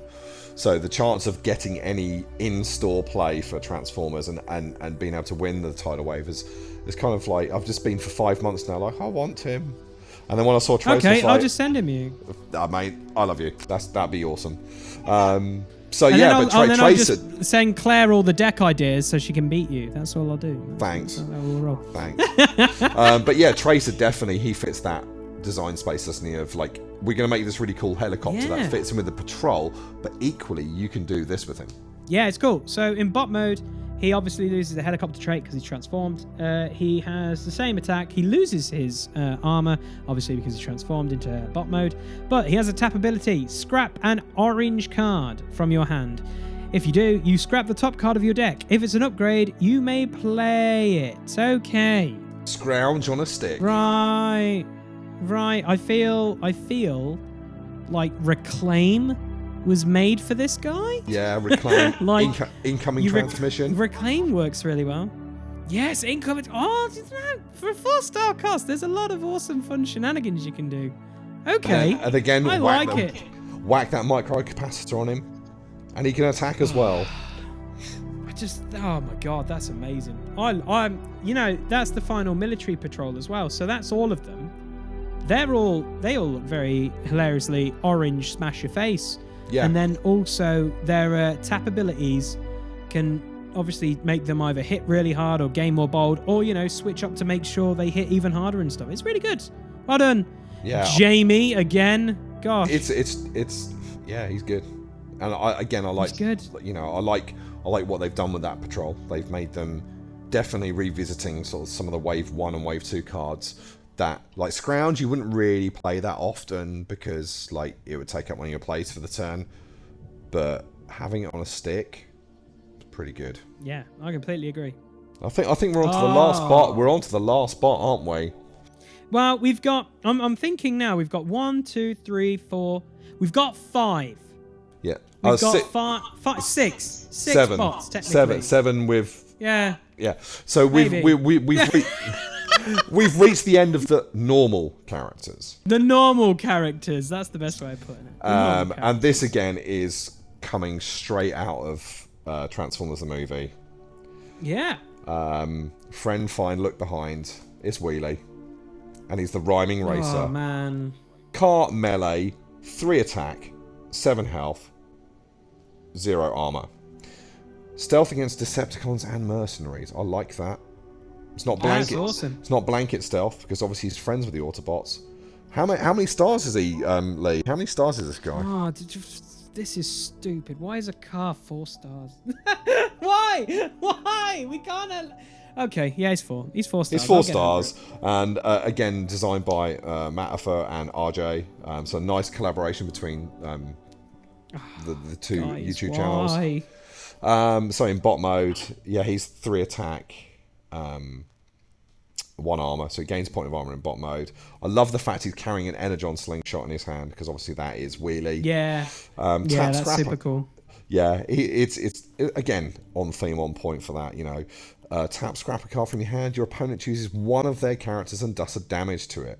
If the scrap card, slingshot, it's another ping, and then if it's got 2 or more battle icons, instead do 2 damage to an enemy.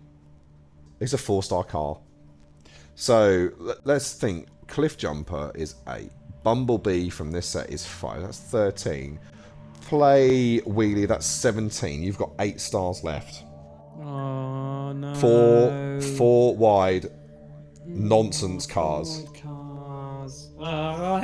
That's good, though.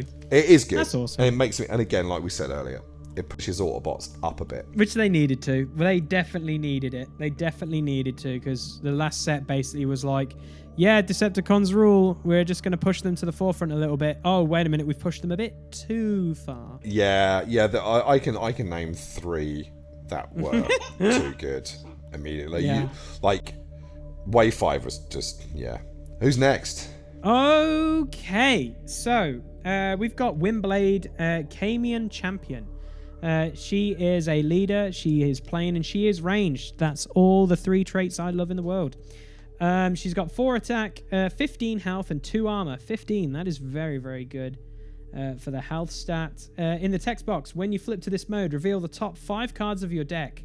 Put 1 action and 1 upgrade from among them into your hand, and then scrap the rest.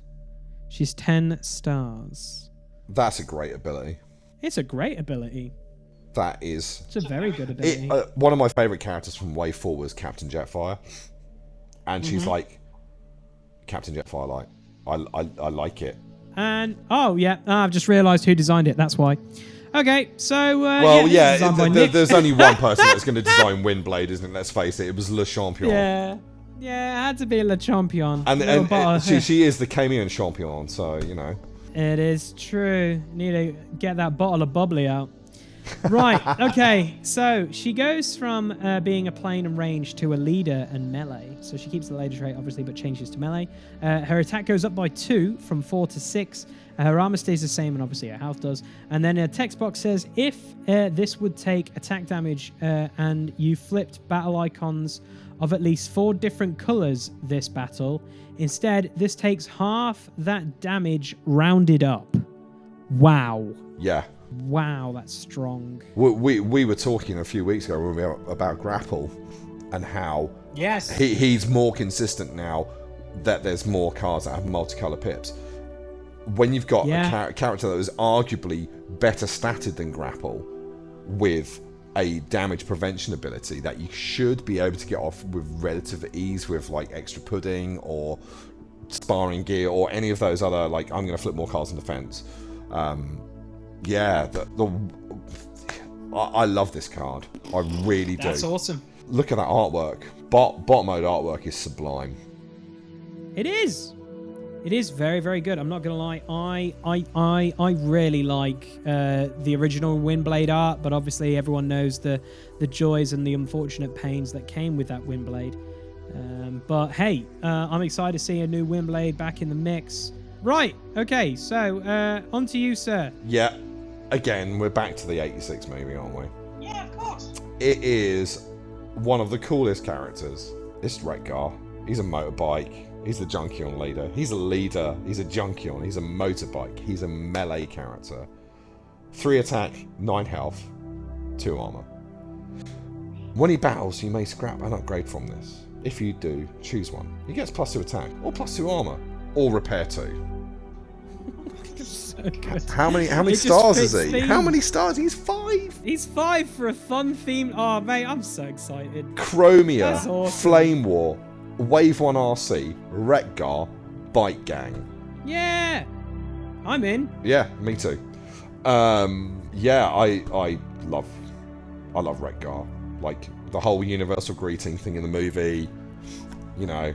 Of course. I love that whole character, and I think this character, and particularly seeing the seeds sown by the sweeps and the Sharkticons, because there is a little page at the very end of the ARK PDF that Wave 2 is coming in 2021. Will we get Junkion Horde bikes?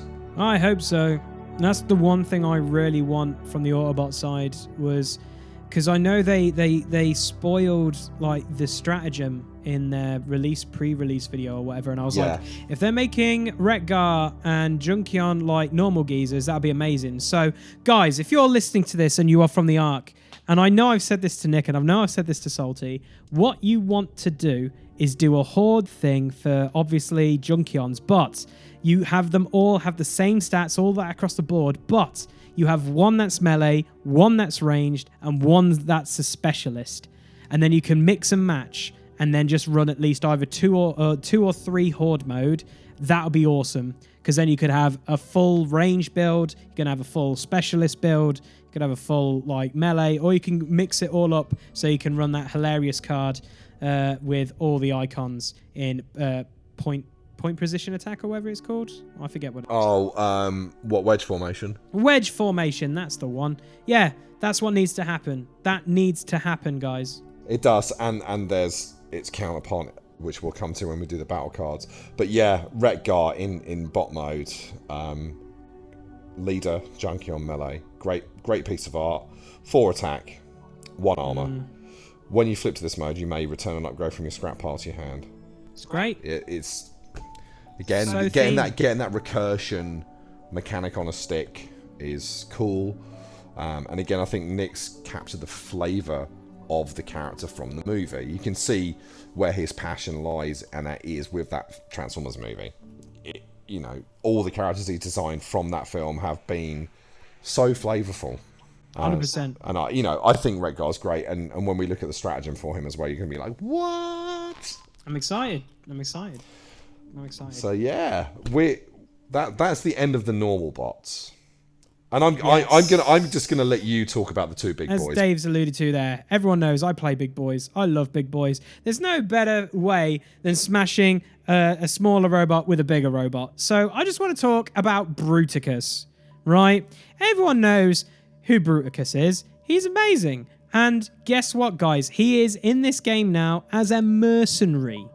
Not a Decepticon, a mercenary, which I feel is fantastic. And it fits the design space very, very well. So I want to talk about the big boy first, and then we can talk about the little guy. So Bruticus, unstoppable giant. He's a Combaticon, he's melee, and he's ranged. Just first off, look at the freaking artwork. It's amazing. Enough said. Artwork is gorgeous. Beautiful. He is overall 24 stars, so it gives you a star to play with in a 25-star point team. Fantastic.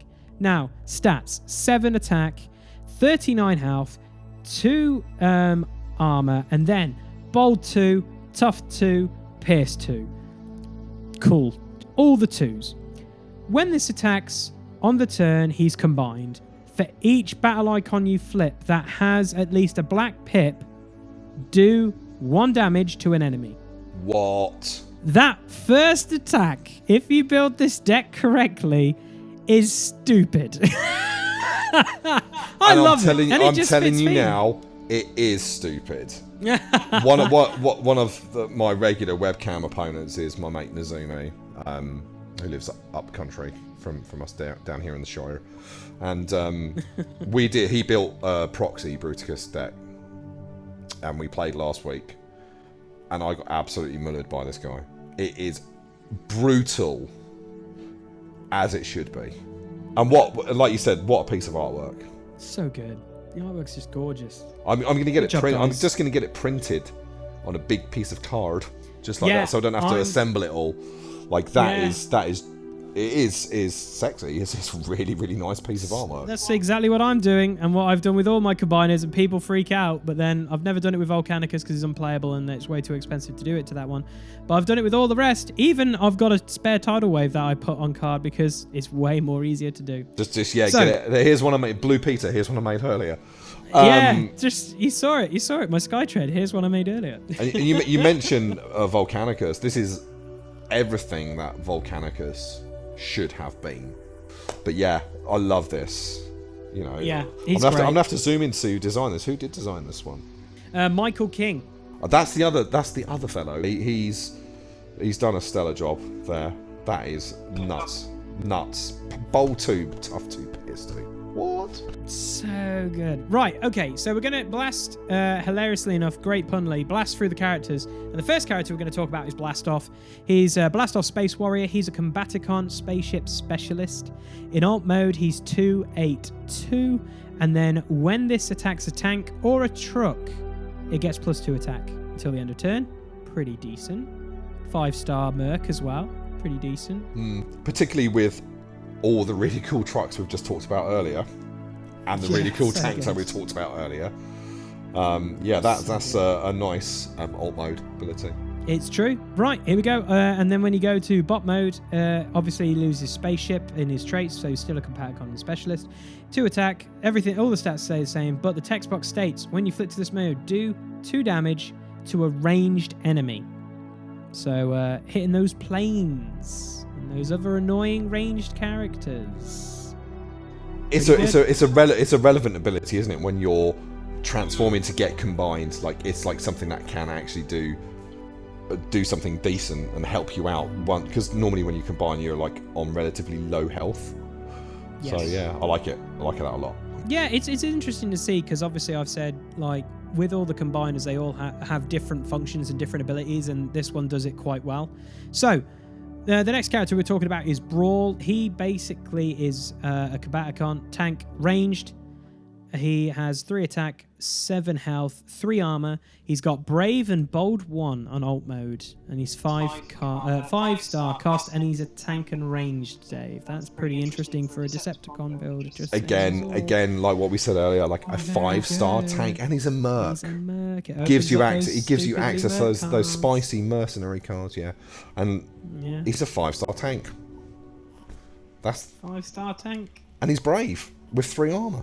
5-star tank. You could possibly go 4-star. But guys, it's great. Anyway, so Brawl in bot mode loses the tank ability and then becomes melee because obviously he's become a robot. He goes up by 1 in his attack and his armor goes down by 2, so it goes to 1. And now, this is quite an interesting thing in his text box. Enemies cannot use Brave or Stealth, and when this attacks an enemy that has an armor, do 1 damage to that enemy. Very good. He was definitely the most frustrating part against Nezumi when we played our proxy game last week. Like the Brave and 3 armor was very infuriating. Yeah, he's just really good. Solid, 5 stars. So he's playable outside of being part of Bruticus. He's solid. He is. I feel like all of them actually at the moment have a really good spot of playing on their own. I think, to be honest. Yeah, definitely. Right, so next one we're going to talk about is Onslaught, Combaticon Leader. He's the leader trait, Combaticon, and he's a truck. Again, truck, that's very key here. He's got an attack of 4, a health of 9, and an armor of 1. And each of your other Combaticons has Bold 1 and Tough 1. Yep. Pretty good. And then in bot mode, he obviously loses the truck ability, but gains ranged, so I'm already loving him.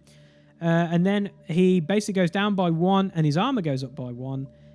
So his attack goes down a little bit. But when you flip to this mode, draw a card. And then when one of your Combaticons attacks, plan 1. That's incredibly strong. Yep. That's incredible. Because you're going to be running the double black pip cards. So it's like, I'm just going to plan that double black. So this is what, again, in that game was happening. Was like, I was just taking everything. It didn't matter what I flipped. I was taking whatever Nezumi flipped because it was all pierce. Yeah, I love it. I think they're all really cool, and so far they all can do well on their own in other builds, which is really, really strong. Indeed. Right, next we're going to talk about Swindled. He's a Combaticon, he's a truck, and he's specialist. But, I forgot out his cool nickname. Sorry, Swindle Arms Dealer. Love it. Right, so attack of 2, health of 8, and a armor of 2. And in the text box it says, when you flip to this mode, return an upgrade from your scrap pile to hand. Wow, that's good. Yeah, another bit of recursion. Recursion for days. When he goes to bot mode, all the stats stay the same except for his trait. Obviously, he's transformed to a bot, so he loses truck. But in the text box, when this attacks an Autobot, you may play a weapon.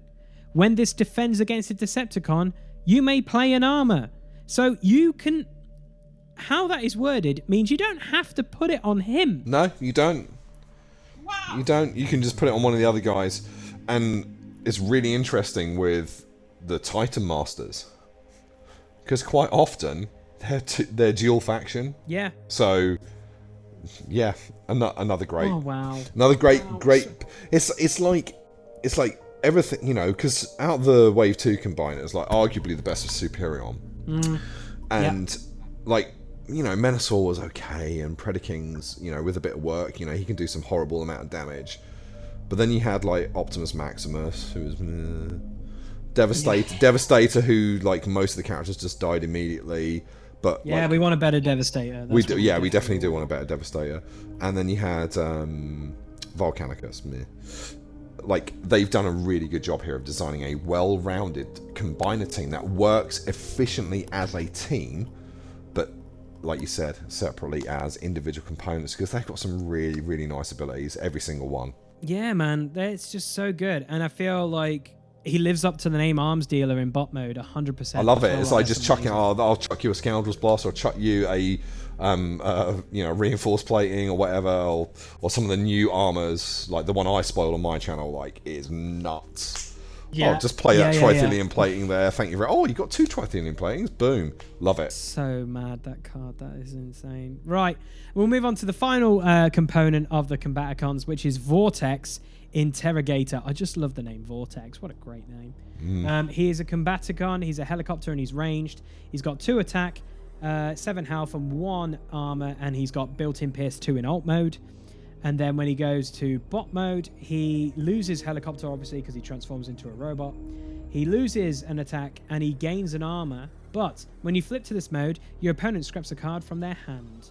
Very, very good. Very solid. It's just theme. Like, whenever you saw him in the show, he was always gusting up, like, the battlefield, and people were like, what the hell do we do? And, you know, when they first jumped on the scene, that was one of the main things with Vortex. He just basically blew people away. I'm thinking was it Power Glide and stuff like that? He spins out, doesn't he? He sort of spins out. It's like freaking him out. So. And I love that sequence in Fall of Cybertron as well, where you are Vortex in his Cybertronian mode, like in the this sleek helicopter thing with the afterburners. So it's really cool. But how many stars is he, Lee? Wait a minute, is that another forfeit? Come on, man. We're loving Tidal Wave today. What is going on? Giving some love to the Armada characters. Definitely. What's going on? Definitely. And it gives you 2 options of chopper as well. You can have Tracer or Vortex. Yeah, it's pretty good. I like. Wow. I like it a lot.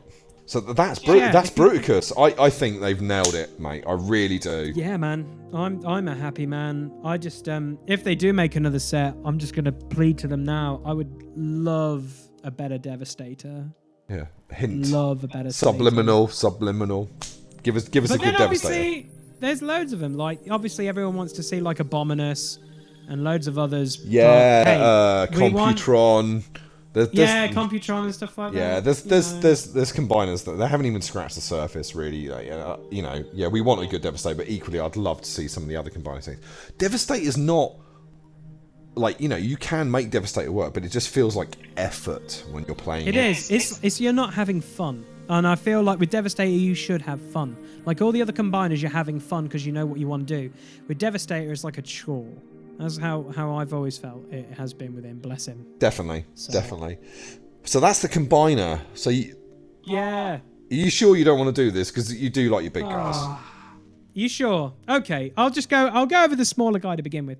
So if I said the word Lord Zarek to a lot of people, people will be like, oh my god, there's obviously a bigger thing beginning with S. And you're right, and it's out in this set. But we're going to talk to about Lord Zarek to begin with. So, Lord Zarek, in head mode, he has plus focus 1 and tough 1.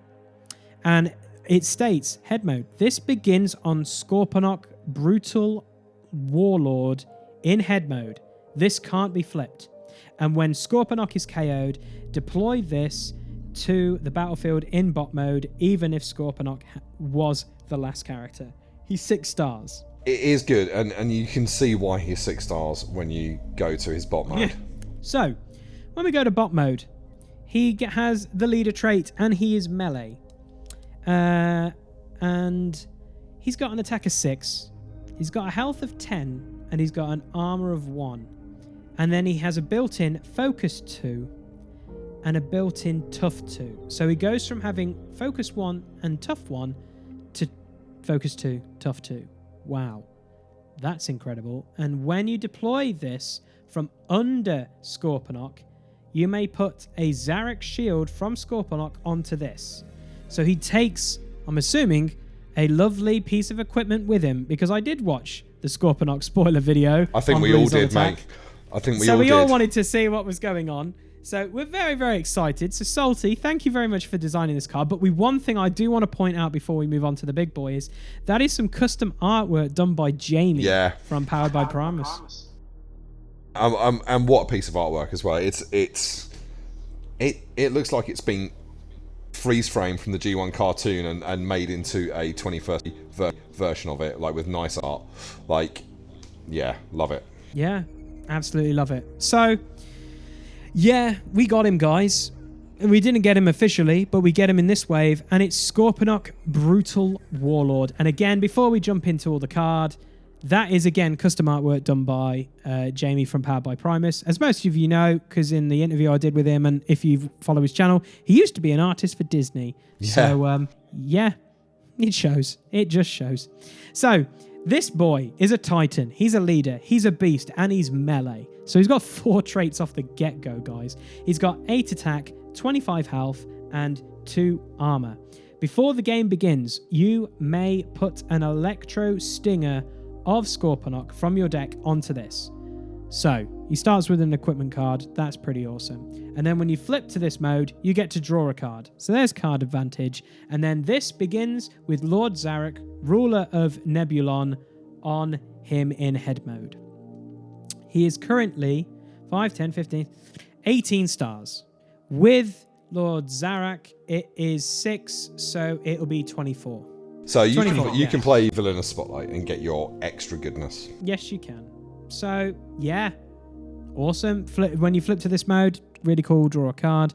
You start the game with an Electro Stinger. Obviously, when we get to the battle cards at some point, you guys, just telling you, So, the big boy, when he becomes body mode, guys, he becomes a Titan, leader, and melee, so he loses a few of those traits to begin with, but he has 8 attack, and his stats stay the same in health and obviously in his armor. He gains bold 1, so that's very, very good. And then, when this attacks, you may play one of your flipped upgrades on this after the battle. If you don't play an upgrade this way, you flip him. Wow. Yeah, that's solid. Very strong. It's very good. You know, I was looking at the Scorponok upgrades, obviously on the spoiler vid, and then again in more detail today as I was building my order. And yeah, so you can draw those immediate comparisons to Fortress Maximus because they're very, very similar. Very similar. You know, the difference here is Fortress Maximus has a second head under Cerebrus, whereas you only have Lord Zarek. So you've only got 2 characters, so that extra 10 health is definitely warranted. But yeah, just the options you can do with this guy, like you can go OA with him. You're going to build that OA engine just by attacking our attack. So I play 1 upgrade, swing, play. Oh, that's the other piece of the puzzle I need. I'll put it there. Yeah. And then untap next turn, overwhelming advantage. Off you go. See, I think Salty put it best in the spoiler video as well, so I'm not saying I'm claiming this or anything, but I feel like when you do play Fortress Maximus, a lot of people build for Cerebros because Cerebros is a very strong character. With this, it feels like you really want to build up Scorponok more than Lord Zarek because this guy, he just seems to just go off, which is what you want more than anything because Scorponok is a very big fan favorite. So he is, and he's, you know, he didn't get a lot of time in G1 either. You know, I know he's had stuff post that, obviously with the comics and stuff. But no, again, that lovely piece of custom art.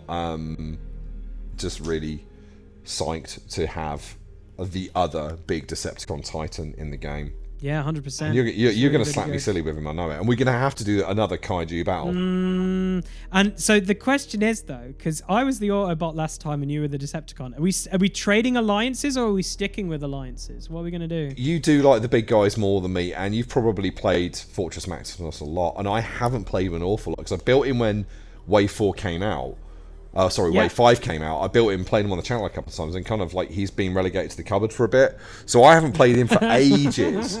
So I'm going to be nice here because you like the Titans more than me, and I'll let you have Scorponok, and I'll build some Fort Max filth. You're gonna have to make me think of a build. I like it. I have to go to the drawing board. We'll have to do it. Kaiju battle for sure. Another one.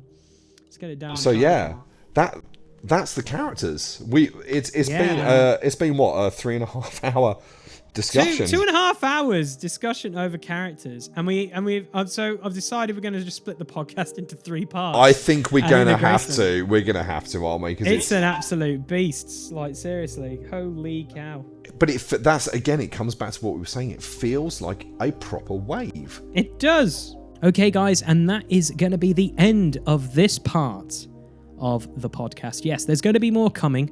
There are going to be more on the audio medium here on the Podbean, but also if you're watching on the YouTube, parts 1 and parts 3 will be on Bleeped Up Productions, my YouTube channel, but part 2 will actually be on Dave's channel on the Energon Hustlers. So guys, keep an eye out for those videos when they go live. But yes, thank you very much for downloading this podcast. It's always appreciated. And if you're watching this on YouTube, thank you very much for taking time out of your day to watch this video. If you've enjoyed it, please leave a like, comment below, tell me your thoughts, and hopefully if you're watching this on YouTube or listening to it via Podbean, in the description is the link to go and get the cards for the ARK, so you can dust off all those old cards from the Transformers TCG and start playing it again, because this game is definitely not dead. So without further ado, guys, take care, have a good one, and until next time here on One Shall Stand, One Shall Fall, take care and have a good one.